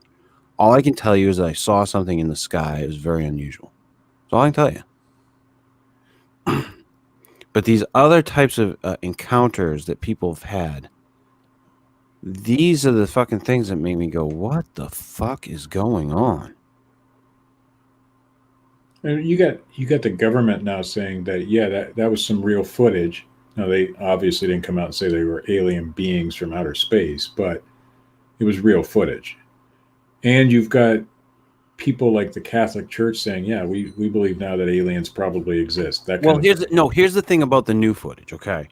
You've got the government coming out and saying, the Pentagon coming out and saying, this is real footage that we never intended to have. This got leaked. We never intended this to be seen. Right. And on the footage, you have trained airplane pilots, trained military airplane pilots saying that this thing is moving in ways that they're like, what the fuck?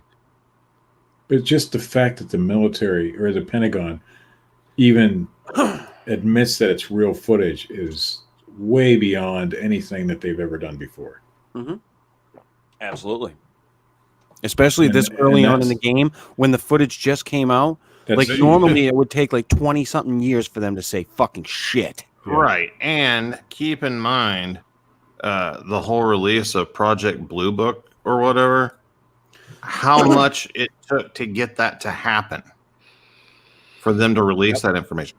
Here's a situation where not only did they not sit on it for 20 years, they volunteered the information without anybody talking about it or asking them to or anything. Yeah, I'm sure people were prying at them, but not nearly for the length of time that people were trying to get the information about Project Blue Book and all of those other friggin' like the fucking the Secret 9 or whatever, all that other bullshit they fucking had. But no, they just fucking no. Here it is. Hey, nope. Yeah. Yep, that's real footage. That was us. Yeah. That is. I hate to bring up people like Dr. Stephen Greer, but he's been talking about this kind of stuff for a long time where disclosure is going to happen. And it just kind of validates that idiot. I hate to validate Greer. Yeah, well, I agree with you. You're not validating Greer. He just stated the fucking obvious. Yeah. I mean, big deal. You know, like, obviously, I mean, I think it's completely ridiculous to just make the asinine assumption that we're the only things in existence on this planet. So they're out there. If they have been visiting here for whatever purpose, and the government's aware of it, because I don't see how they wouldn't be aware of it, then you have to say, okay, there's a chance that someday they're going to show up here and we're not going to be able to cover it up. So we need to get on top of this. Yeah, I think it's coming, and I think they know about it. Or at least they believe it's coming. Right.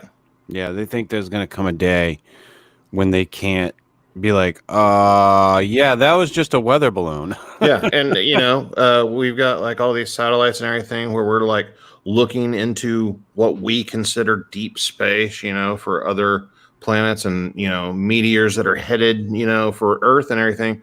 What happens if one day they get a blip and it's a large ship headed towards Earth? Yeah. You know, like, okay, well, we've got 10 years before it gets here, but we should probably tell somebody. But would they?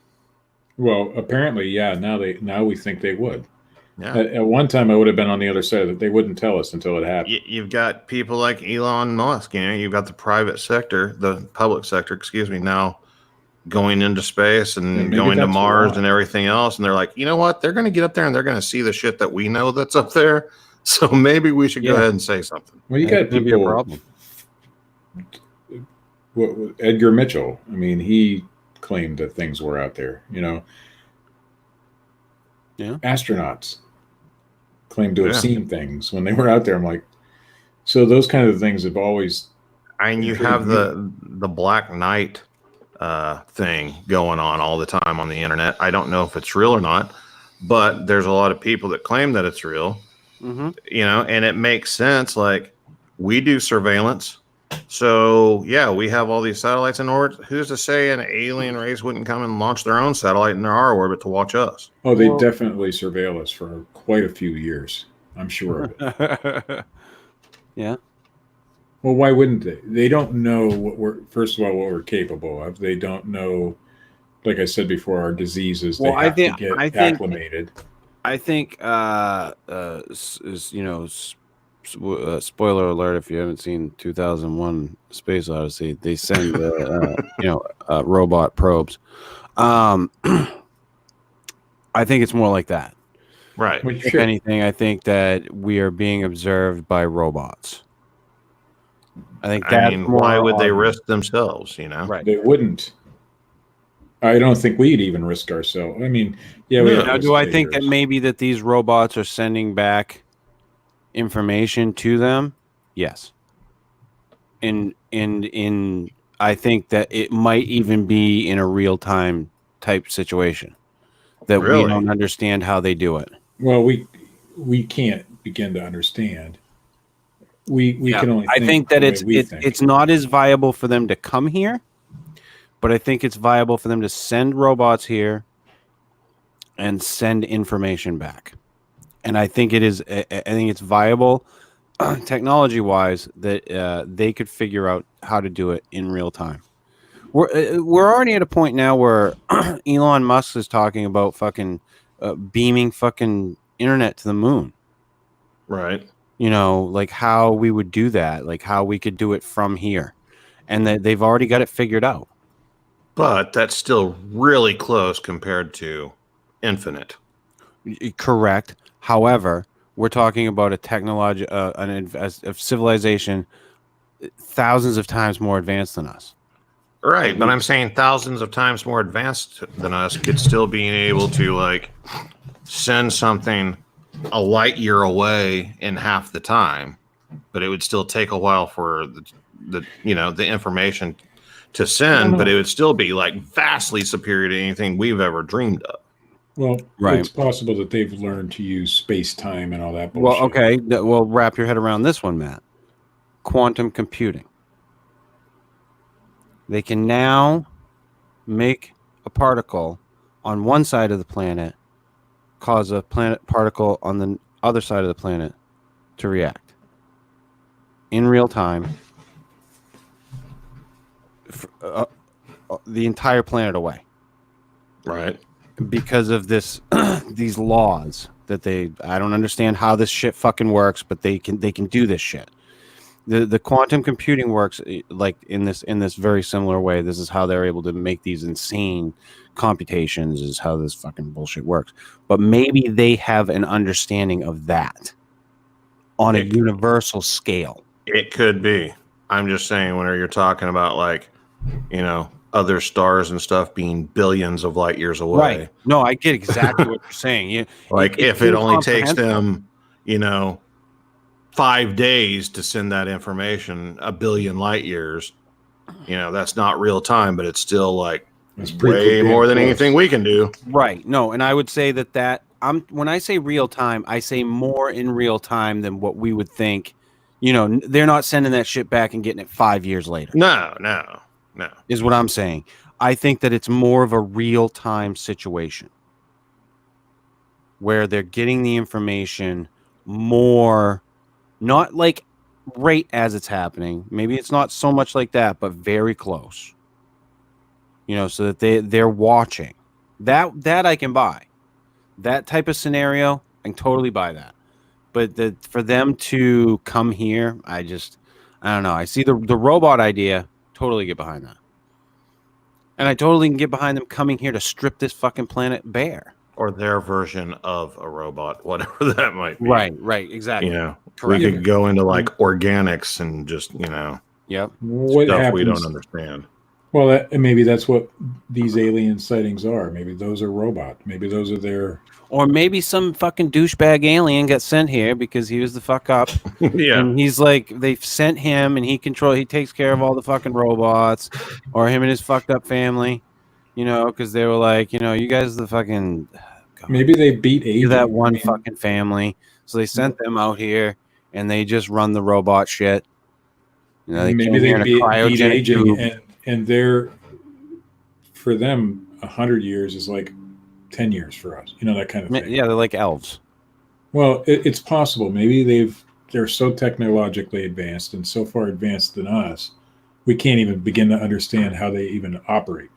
Yeah, And maybe they live for 1,000 or 2,000 years. Who knows? that's possible. We don't understand alien physiology because we've never seen one.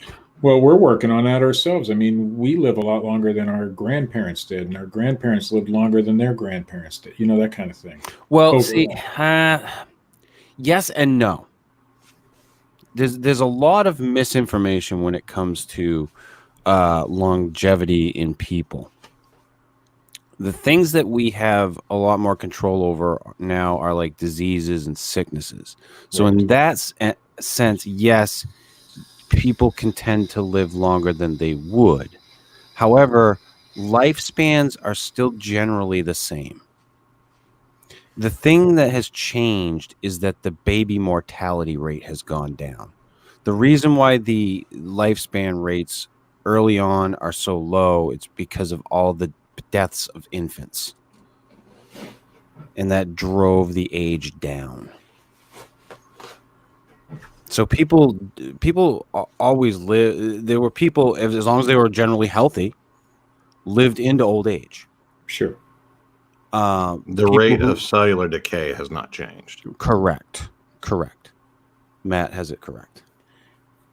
But we're working on things to change. Yeah, there's entire groups of people, very smart people, that are like are working on Fountain of Youth style programs. I even read an article not too long ago where like some doctor or scientist or whatever has like figured out a certain drug concoction. He's like, yeah, this adds 10 years.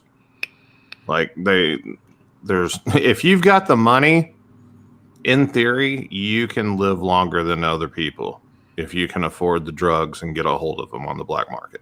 Right. There is yes, and that I will also agree with.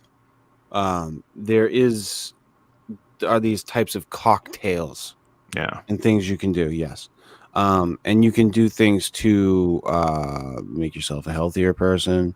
You can exercise more, right, etc. There's all kinds of things that you can do.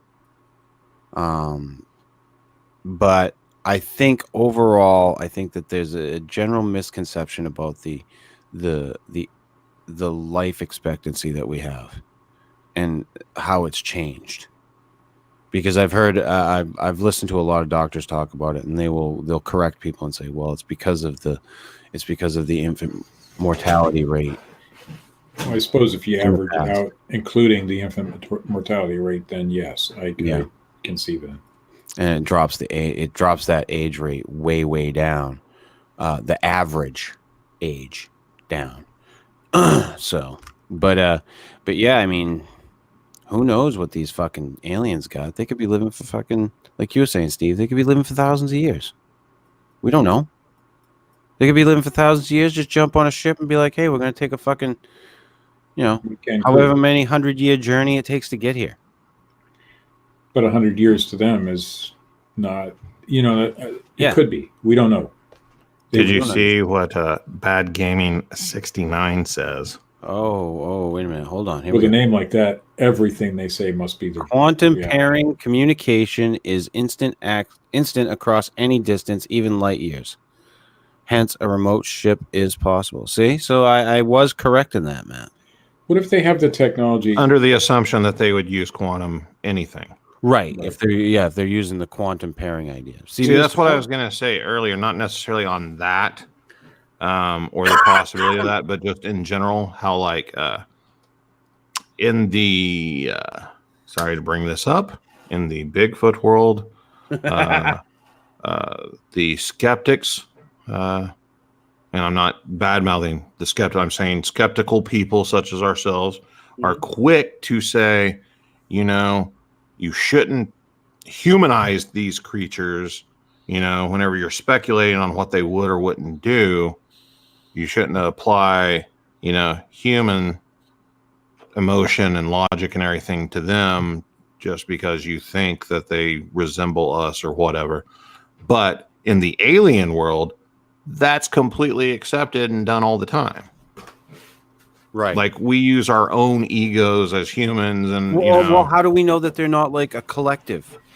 They could be energy beings. They could Right. operate on a non-visual spectrum for all. There's something that we don't even know about. Right. You know. Right. Joe Rogan once talked about what if aliens are like a fart?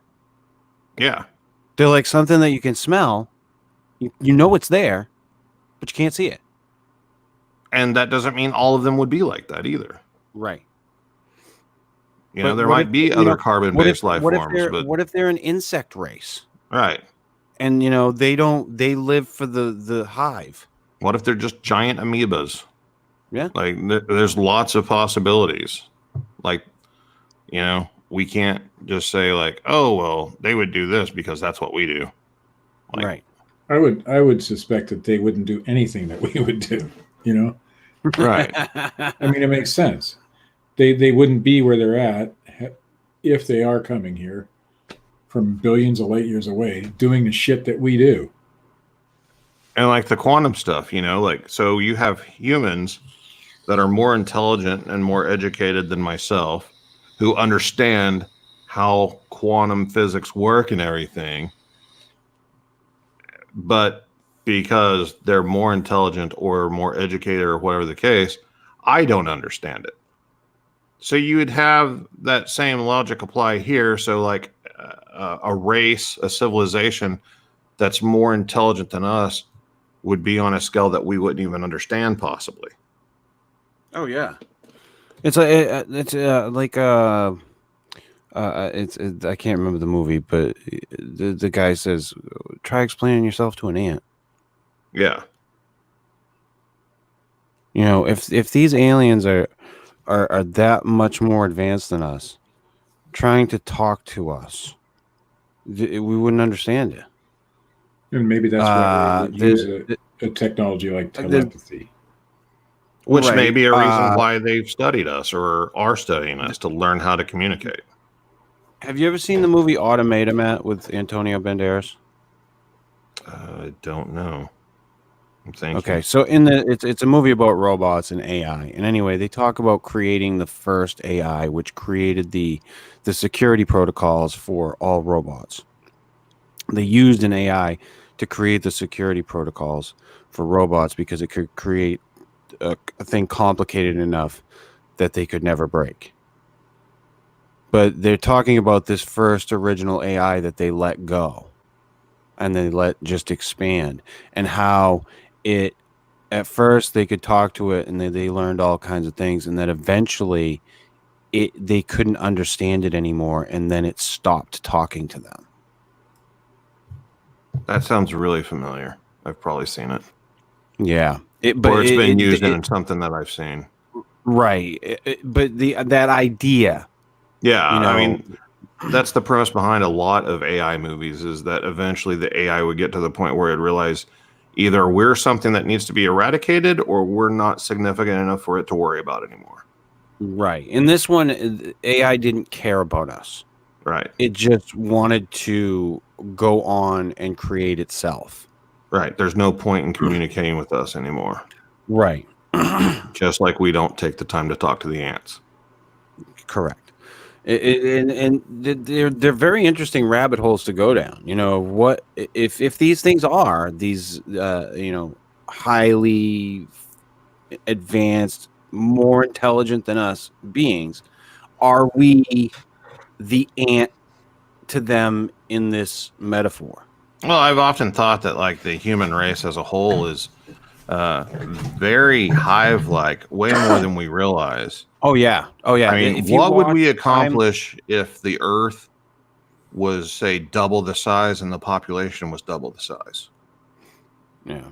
You just doubled the intelligence, like right dude, there. If you watch time-lapse videos of cities, they are beat for beat just like anthills, beehives. It's very, very similar. It's so uncanny. It's also the other interesting thing is if you watch time lapse of roadways in and out of cities and into other cities, it very much mimics blood flow. Yeah.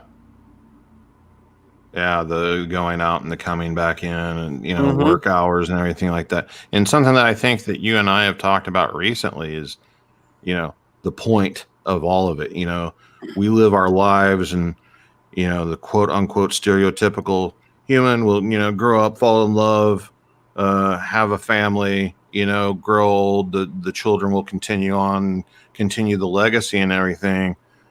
And that's us looking at things with blinders on. There's something more. There's something, a consciousness that envelops us all, because the reason that we're driven to do that is to prolong the human race. That's why we have those instincts to do it. So how did those instincts get there? You know, like what controls those instincts that all humans have it, and all life on this planet, really. Yeah. Kind of scary stuff. we all kind of follow that same template. Yeah. Life on this planet follows all of it follows a very similar template. I mean, our desire for it, you know, yeah, we want people to go on, but like, no matter who you are, what you do, I mean, tell me who your great grandparents were and what they did. You have no idea. You don't know their names or anything about them. But they existed and they're related to you. So like our children will go on and have children and have children and have children and so on and so forth. And eventually we no longer exist, you know, to anyone or anything. So what's the point? I think that's why family legacies became so important. Yeah. Yeah. I think that's why people began recording family histories and keeping records of who was who. Because because those things became lost. And now, like you said, you and I, Steve, none of us, Katie, none of us could tell you anything about anyone beyond our great grandparents. I can. If even them. No, you can recite what's off hard copy files of stuff. Right. I've done the research to know a little bit about it, but that's stuff that people have held on to. I mean, think about this. Like, do you go buy cassettes anymore? No. Technically, yesterday I did, but you know what I'm saying? Like the media that we preserve information on changes all the time. Oh yeah. And whenever something new is created that's better than the old thing, we get rid of the old thing. We've talked about, you know, the destruction, how like books are disappearing. Mm-hmm. It doesn't take much for the internet to go away. Oh yeah. Then all of everybody's pictures, their videos, everything is gone because we don't keep hard copies. All anymore. These records and histories, right? Gone. It wouldn't take much for all traces of us to be gone. Yeah. And then what's left? Nothing. Yeah. And that's why I tend to always an uplifting show. And it's just, you know, that's why I always tend to go back to the idea that at one point in time, I think that either the human race or that there was another human-like race on the planet before us that rose and fell. And they got so technologically advanced that things got to the point that you and I were just talking about, Matt, where everything was digital or something akin to digital. Right. And once they were gone, all of the traces of them were gone. There was nothing left.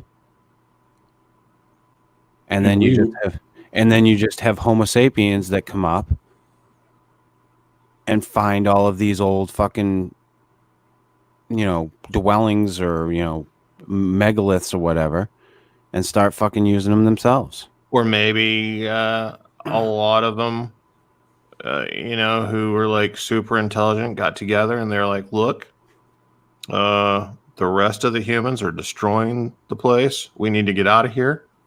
They left and now they returned as what we call aliens. Yeah. And they just don't tell us that that's what they are because we'll just screw it up again. Yeah. No, we can't tell them we came back. What? No. They're fucking stupid. Yeah. Dude, You know what they'll do? Remember what happened the last time? You know what happened the last time we won them bucks? We're like the special needs version of the human race, is what you're saying. If you Very believe special. the stories of Atlantis, then yes.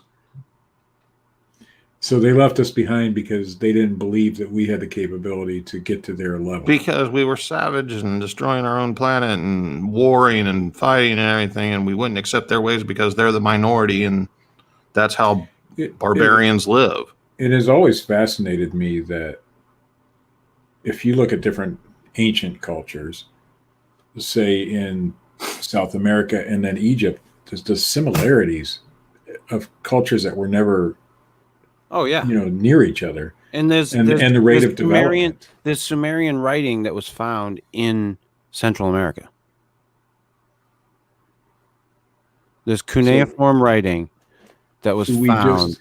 Do we just develop at a certain rate and certain things happen? Or I think that the world was interconnected at one time a lot more than people think that it was. That's what I think happened. I think that at one point in time that South, Central America, and Northern America were connected with Asia, Europe, and the civilizations there. And like I said, things rose, they fell. Everything just fell into disarray. People became more tribe-like. The ability to rapidly share information, thoughts, and ideas and work together increases the rate of advancement as a society. I mean, that's why you look at mankind and see like go from like the pioneer days to where we are now happen in a very short amount of time. And since we've gotten the World Wide Web and the internet, it's happening even faster because we can communicate with millions of people at once now. The conglomeration of ideas. Right. So the thought that if there was a system in place that we're unaware of that took place on this planet a long time ago, where people were able to rapidly share information, the same thing would have happened. But right now, all it would take for that to go away is somebody pulling the plug. I mean, it wouldn't take much for that to go away. Right. And put us right back into scrambling to figure out how if to that do it was again. happening back then and somebody metaphorically pulled the plug. Many people think that pulling of the plug was a massive coronal discharge from the sun that happened and hit the earth, and that basically reset civilization. That is one of the prevailing. That's one of the prevailing theories. But what happened to that technology? Where did it go? It's gone. Yeah, but wouldn't there be some sort of remnant of it? It's buried under 3,000 miles of sand. Who knows? It's a possibility. Sure. Yeah, but what would be left of it at this point? It's on the bottom of the ocean, which covers the majority of the planet. Well, it would depend on how long ago that was. Yeah. 2,000, 6,000 years, 100,000 years. Yeah, I'm pretty sure it'd be gone pretty quick. Well, I've watched those documentaries on what happens after we all go and stuff. Looking at an abandoned house, how fast does it fall apart? It's pretty quick. Pretty damn quick, dude. Yeah. I mean, just imagine going out on a cruise ship somewhere in the ocean, or and just drop your phone over the side, and like mark the exact spot that you drop it, and see how long it takes that phone to disappear from existence. Yeah, it isn't that long. It is not. And like, that if long. we uncovered somewhere in an archaeological dig a device of technology significance to a cell phone that everybody has now, it would blow our freaking minds. Oh my God. Can you imagine? People would lose their shit. Yeah. Yeah, but would it be publicized? Would we know about it if No. that happened?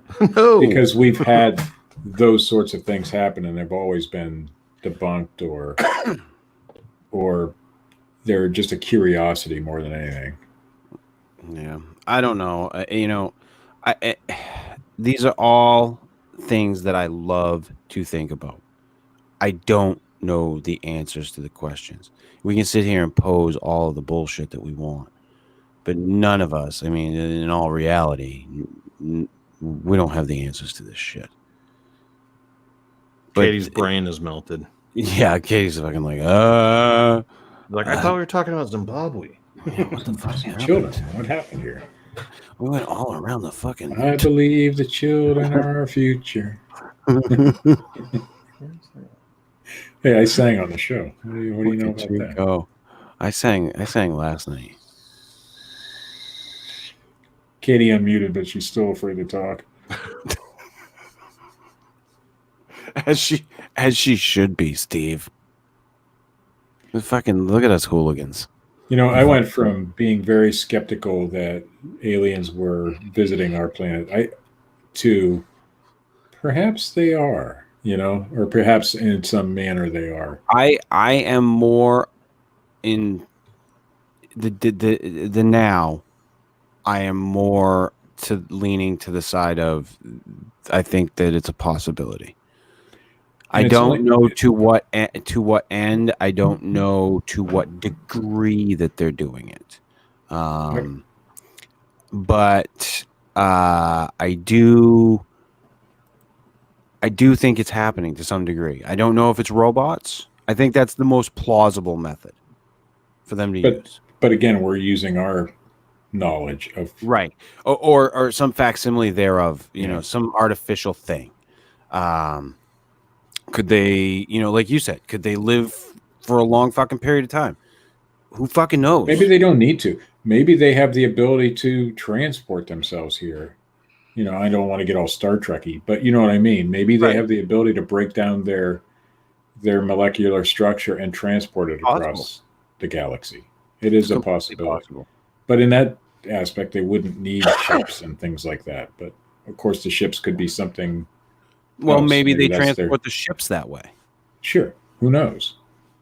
Well, we don't have any fucking. But it's pretty clear to me that people in power are now starting to get a lot more, receptive to the idea, at least publicly. Now, they may have always been receptive to it privately. We don't know. And it blew my mind a couple of years ago when the Catholic Church came out and said it. Yeah. Because their longtime stance has been, nope, we're here by ourselves. Any church. And now a lot of denominations are starting to say, well, the new pope has come out and said a lot of things. Yeah. That have been pretty groundbreaking, and he's been extremely progressive. Right. As far as popes go. Right. He's also a response to the Darth fucking Sidious Pope, the fucking goddamn emperor from Star Wars Pope that we had before. Well, and they were all like that before, if you think about it. I mean, right, but he was the one that the shadow was cast most upon him because of his actions, the fact that he was involved with the Nazis, etc., etc. But the fact is, he has no reason to come out and say anything about aliens from outer space. He has no reason to do that. No, but I think in a lot of ways they wanted to with this new, and I think that a lot of it has to do with him, but I think a lot of it has to do with the Catholic Church too. I think a lot that it has to do with connecting with the people. The whole UFO thing. But I also think that in a way you're also right that it's a telltale sign too.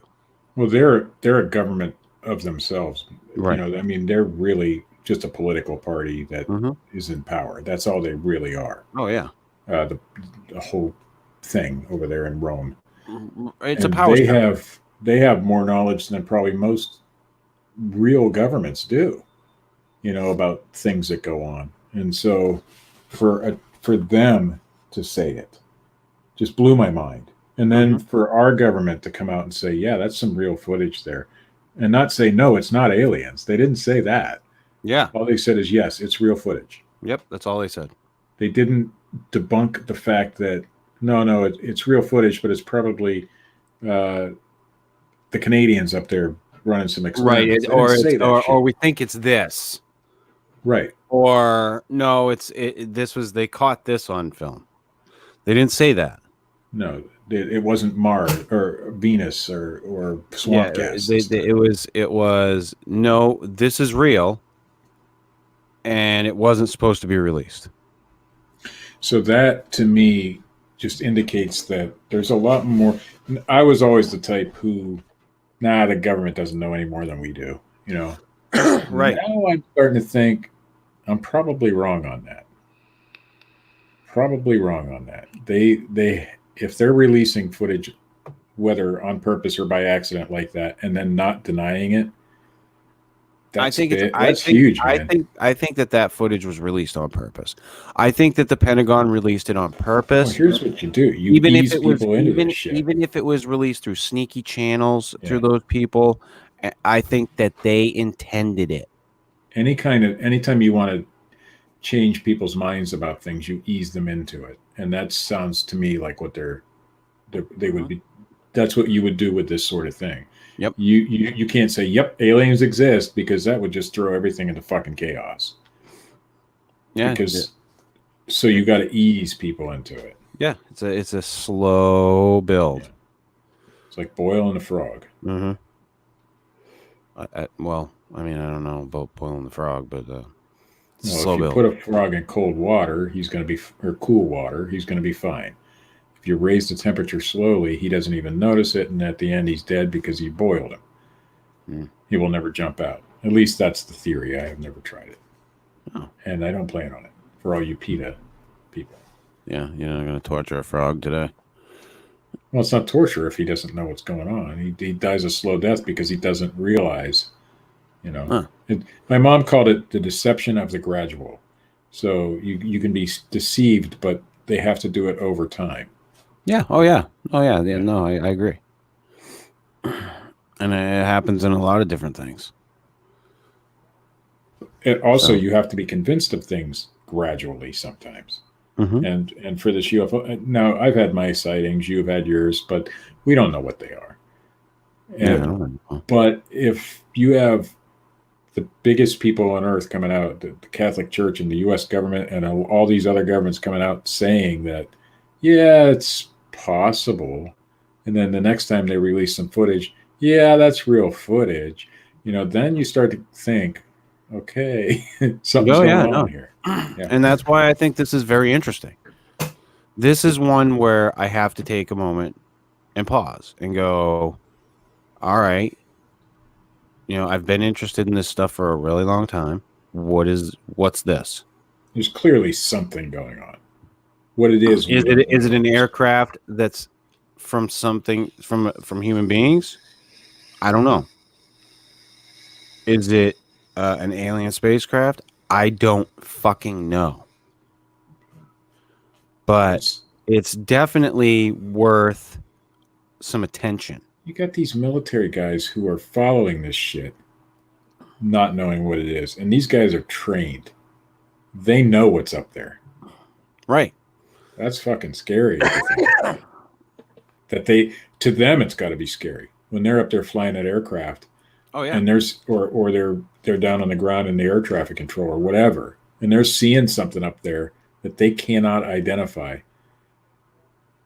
And they know it's not Russia or China or somebody because they don't have that technology because they already know what kind of technology the other country has. This thing shouldn't be able to move this way. Right. Sort of thing. Yeah, that's the type of stuff where I start to go, what the fuck is going on? There was an old excuse me. That was my fucking Katie impression for the night. There's an old UFO sighting. I think it was a flight from Japan to Alaska. Yeah.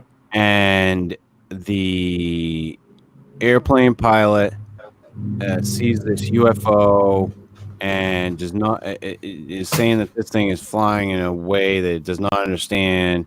Yeah, and that was one of those sightings. Those are the types of sightings where it was seen by an airplane pilot in flight. He didn't understand what the fuck it was. You know, those are the types of sightings where I go, yeah, there's something to this shit. Or the one, what is it, Iran, where the pilots saw it, or Iraq or whatever. It was a similar situation where it was military pilots that were seeing it. And you can look the sighting up. There was information released about it. That one I'm not aware of. The one with the pilot flying to Alaska, and I believe it was a Japanese pilot too. Yeah, I believe so. Yeah. But it did not understand what this thing was. Yeah, it's a good one.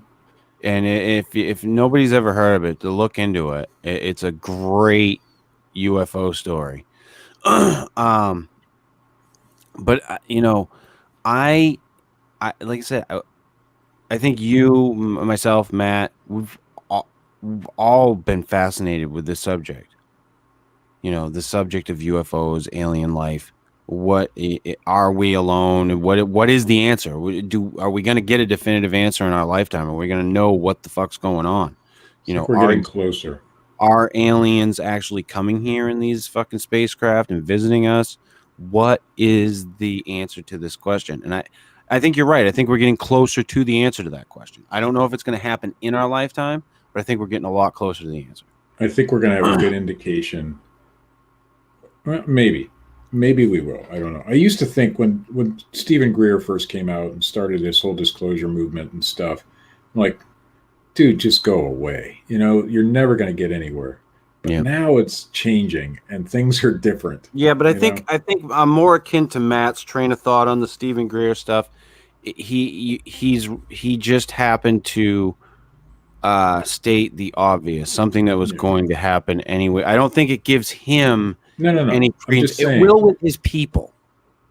Yeah, because as far as with me, all his other stuff is like wackadoodle. Oh, he doesn't.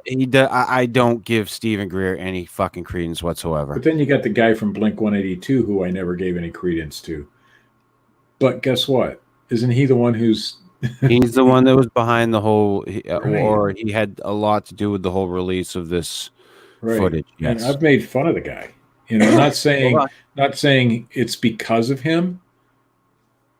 But those sorts of wackadoodles aren't so wackadoodle anymore. And that's Tom DeLonge. Tom DeLonge, yeah. Well, if Bigfoot's ever proven to exist, do you think people are going to be like, Matt was right? Like, fuck no.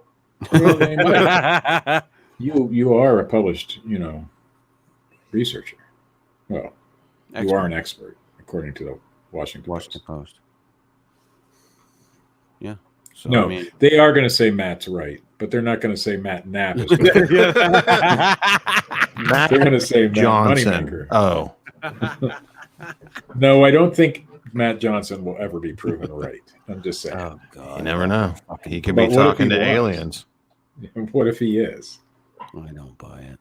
That would be crazy. Maybe he's just wrong about what he's actually talking to. I think it could be true. Could be true. And he's interpreting it wrong. Right. Or we're interpreting it wrong. Maybe we're the wrong ones. No, we're not. No, we're always right, Steve. We get this shit right on the fucking nail. Right on the head. Every fucking time. I would like to think that there are alien I got races 2 out words there. beyond that one. Norm Glasser. Fucking Norm Glasser. But see, we effectively shut that guy down, though. Yeah, but here's the thing about Norm Glasser. That was a Bigfoot thing. Norm Glasser is a paranormal guy. Right. Right, I know. Like, that was his only foray into the Bigfoot. Into the Bigfoot community. Yeah. So how much damage has he done in the paranormal community?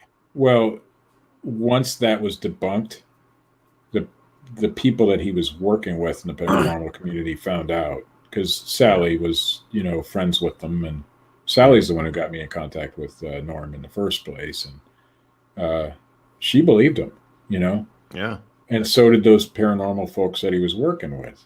Because he was somebody that she knew, that everybody knew him, and Yeah. And so once it was debunked, not by us, by Adam Bird. Adam Bird, yes. It just totally ruined him in that community. Good. And you don't hear from him anymore. He tried a couple times, but And his picture wound up resurfacing. well, yeah. Once it's out there, it's going to come up every 5 yeah. or 10 years. How long ago was that you saw that, Matt? It's been a few months. Yeah, but it resurfaced this But year. I mean, there's a Bigfooter by the name of Robert Dodson. Yeah, is he still with us? No, he passed from cancer, but he had a lot of stuff. He was constantly putting out videos, and he was a colorful guy, we'll say. But he did have one or two things that were pretty interesting.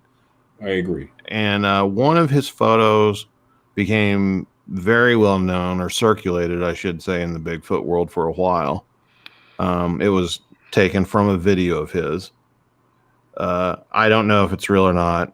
He's not a hoaxer. He wasn't a hoaxer by any means, but is it actually a Bigfoot, or is it just a trick of light and stuff? Who knows? But after he passed away, there was a guy going around the different Bigfoot groups posting the photo saying that he took it himself and drew a red circle around it and the whole nine, had a backstory for it and everything. That until I saw it and I blew up his spot in front of everybody. I think the word hoaxer gets used way too much. So do I think people like Robert Dodson wasn't a hoaxer. He just believed what he thought he believed. Right. People who put on a costume and do a silly YouTube video, they're not hoaxers. They're just goofing around. Practical jokers. Yeah. So the word hoaxer should be reserved for people like, I don't know, Rick Dyer, who is an admitted hoaxer. Those kind of people who are actually trying to deceive people on a big scale. Mm-hmm. If they're just messing around with their friends or just throwing up a crappy YouTube video just for kicks, that's not hoaxing.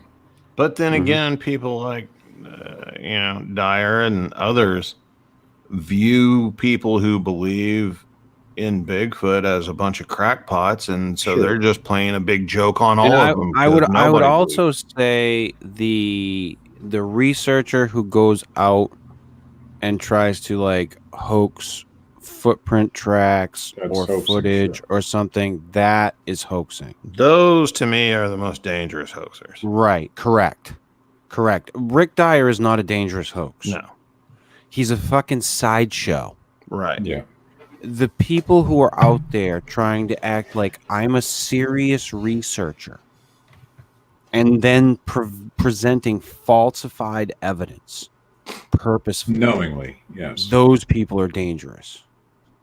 Your Robert Dodsons of the world weren't posting evidence knowing that it was not real. Now, it definitely all muddies the waters. Sure. And has so far, in my opinion, kept not totally responsible for it, but certainly slowed down any advancement there's been of trying to prove this thing's existence or whatever. Well, who are you going to call as let's say a legitimate scientist? Who are you going to call to get information on this thing? Who? Who's out there? Nobody. Yeah, I mean, you might call Dr. Meldrum, but he's. Well, here's the thing about Dr. Meldrum. He's the go-to guy. He's the top known scientist involved in the Bigfoot world. He's on all the documentaries. That's who everybody wants to interview. That's who everybody wants at the conference. I hate you can get back into this, but if I ever find Bigfoot, I hope he's not the guy we have to call. Yeah. I'm just saying, but at the end of the day, the guy doesn't know anything more about Bigfoot than any of us do. Oh yeah, exactly. He actually knows. Honestly, he knows less than what I know, in my own views. In your personal opinion. Right. in I'd my be personal opinion. more Yeah. likely to call somebody. And like I would Dr. tend to agree with you. Disotell. If I need help with primate foot anatomy, he's the first guy I'm going to. Absolutely. That doesn't make him a Bigfoot expert. Right.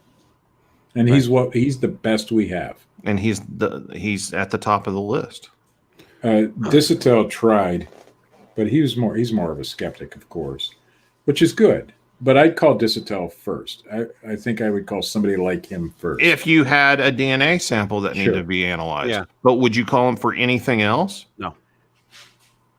All the dude, he's just a person that can provide a service that you would need. Right. He can analyze DNA. So who else do you call? You don't. There's not one single individual who You don't who call could give you the anybody full in the picture. Bigfoot world. There's nobody you in the can't. fucking Rolodex. But even would you call somebody, who's, into primates, or who would be able to even determine that this thing is a real thing? You'd have to have a bunch The of people. fucking Alberto Samiento, or whatever the fuck his name is, the primatologist.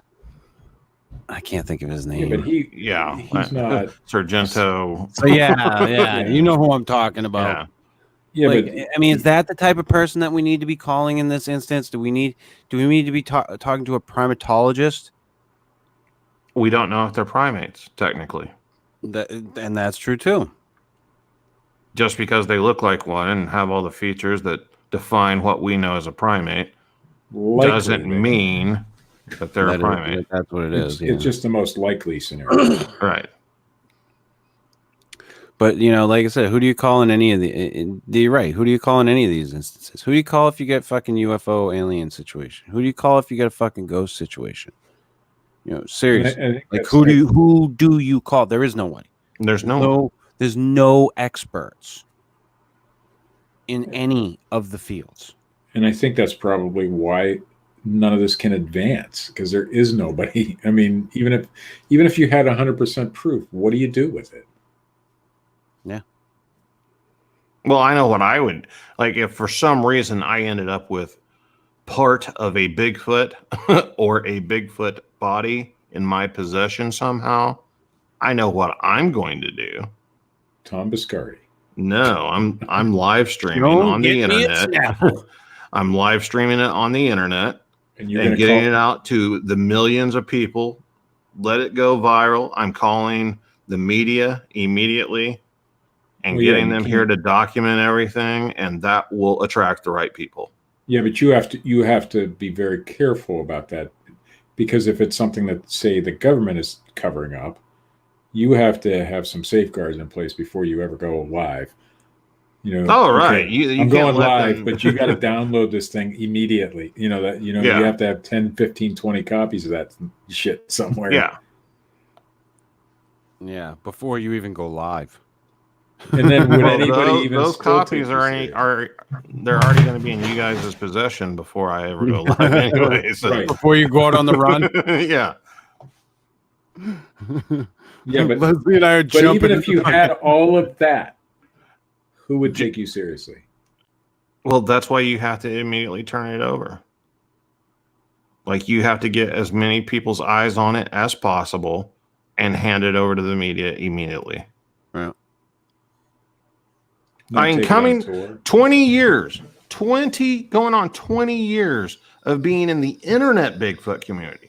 I was reading books since I was a little tyke. I've always been interested in the subject. Even now, I've got a podcast. I'm known in the community. I know everybody in the community.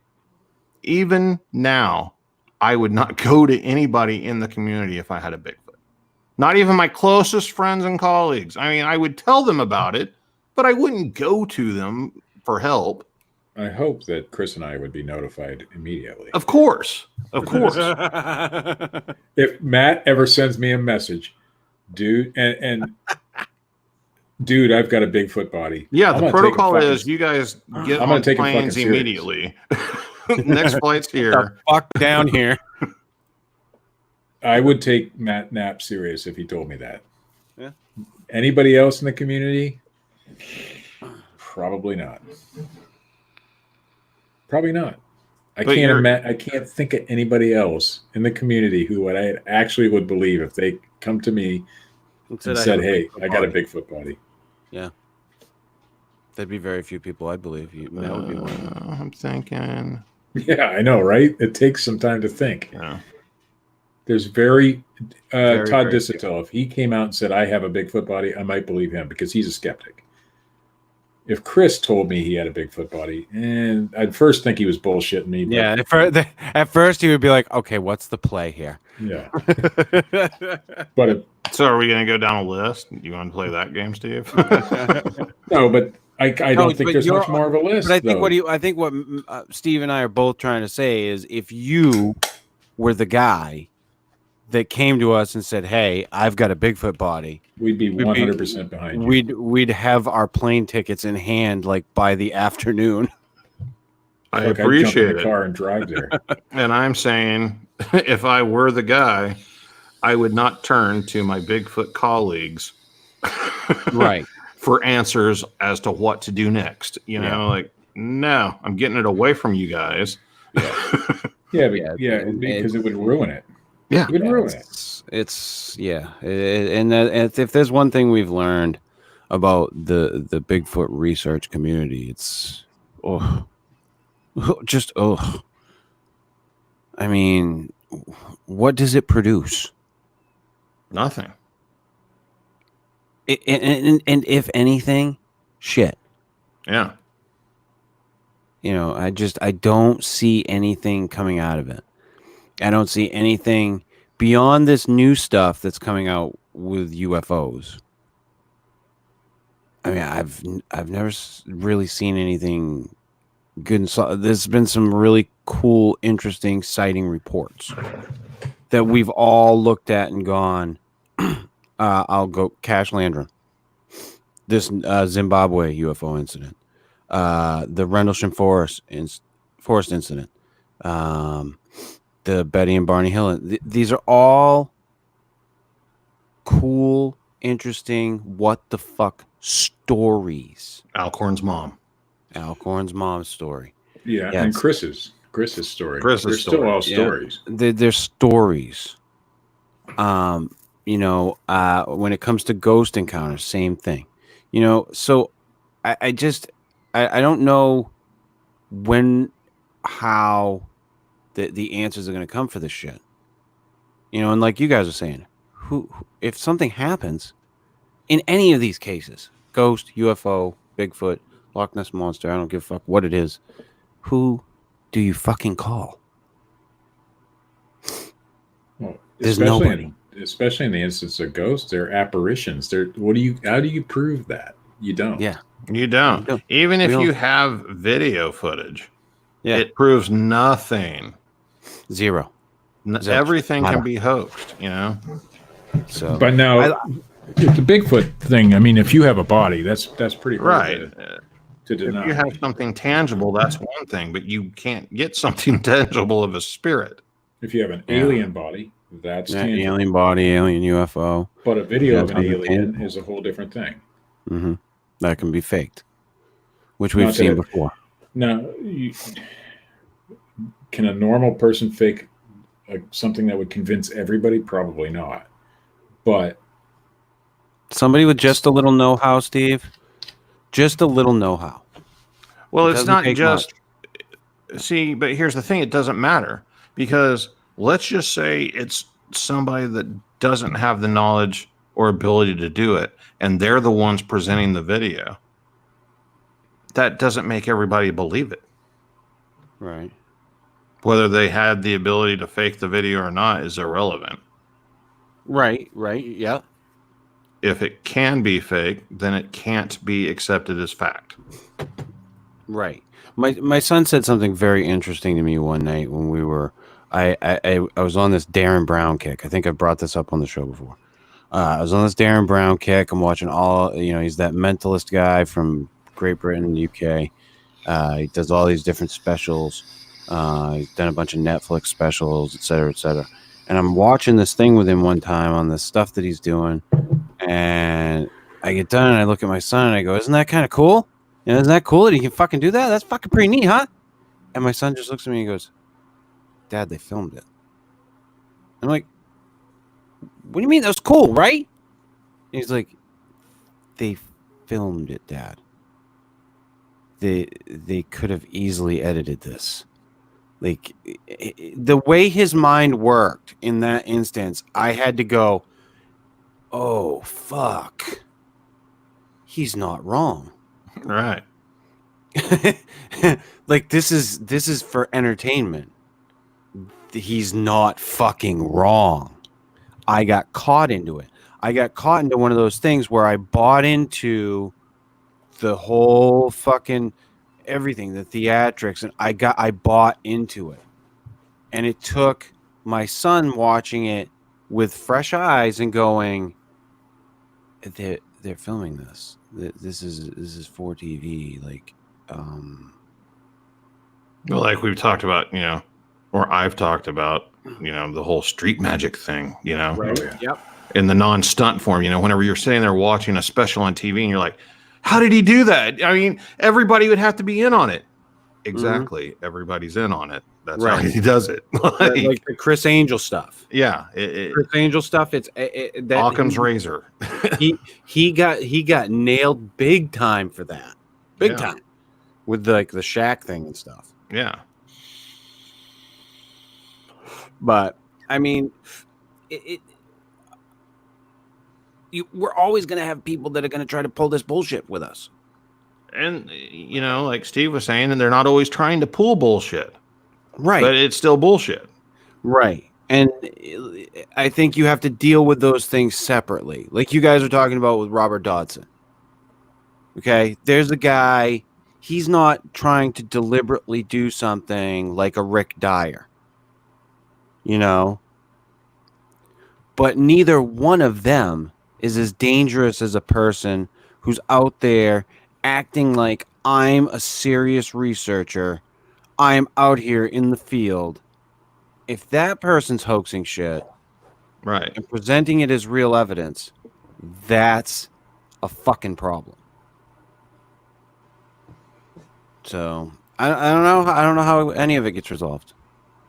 But how the fuck did we get there from Zimbabwe? That's the question. I should have taken a right turn at Albuquerque. Steve, look at you with your fucking grin over there. You all right? You doing okay, Bob?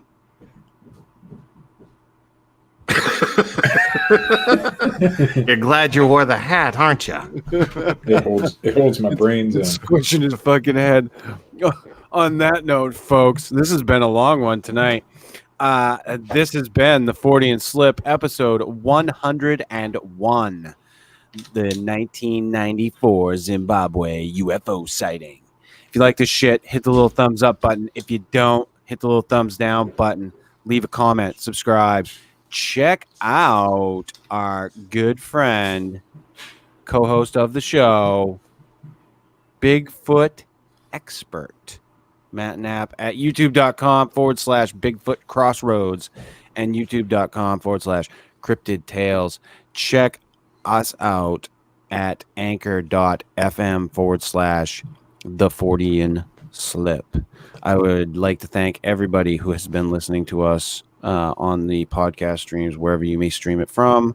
The downloads have been fucking fabulous. Check out Bigfootin' with Keith and Colin on Facebook.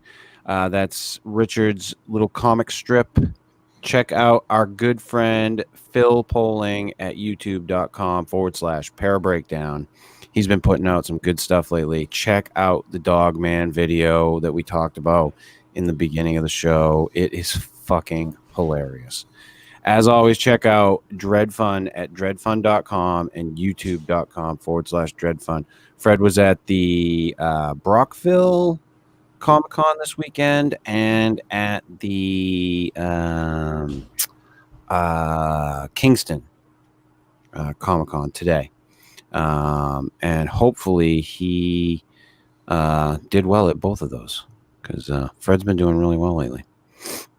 And I guess he was doing some on-site commissions at some of the Comic-Cons. He'd been really nervous about doing them, and he started doing them, and he said he was able to do a couple at one of the last ones previously. So I wish that man all the luck in the world. So Fred, we're thinking of you, and as always, we'll promote you to the day this fucking show dies. We will be back next week. Yeah, tomorrow. We will die tomorrow.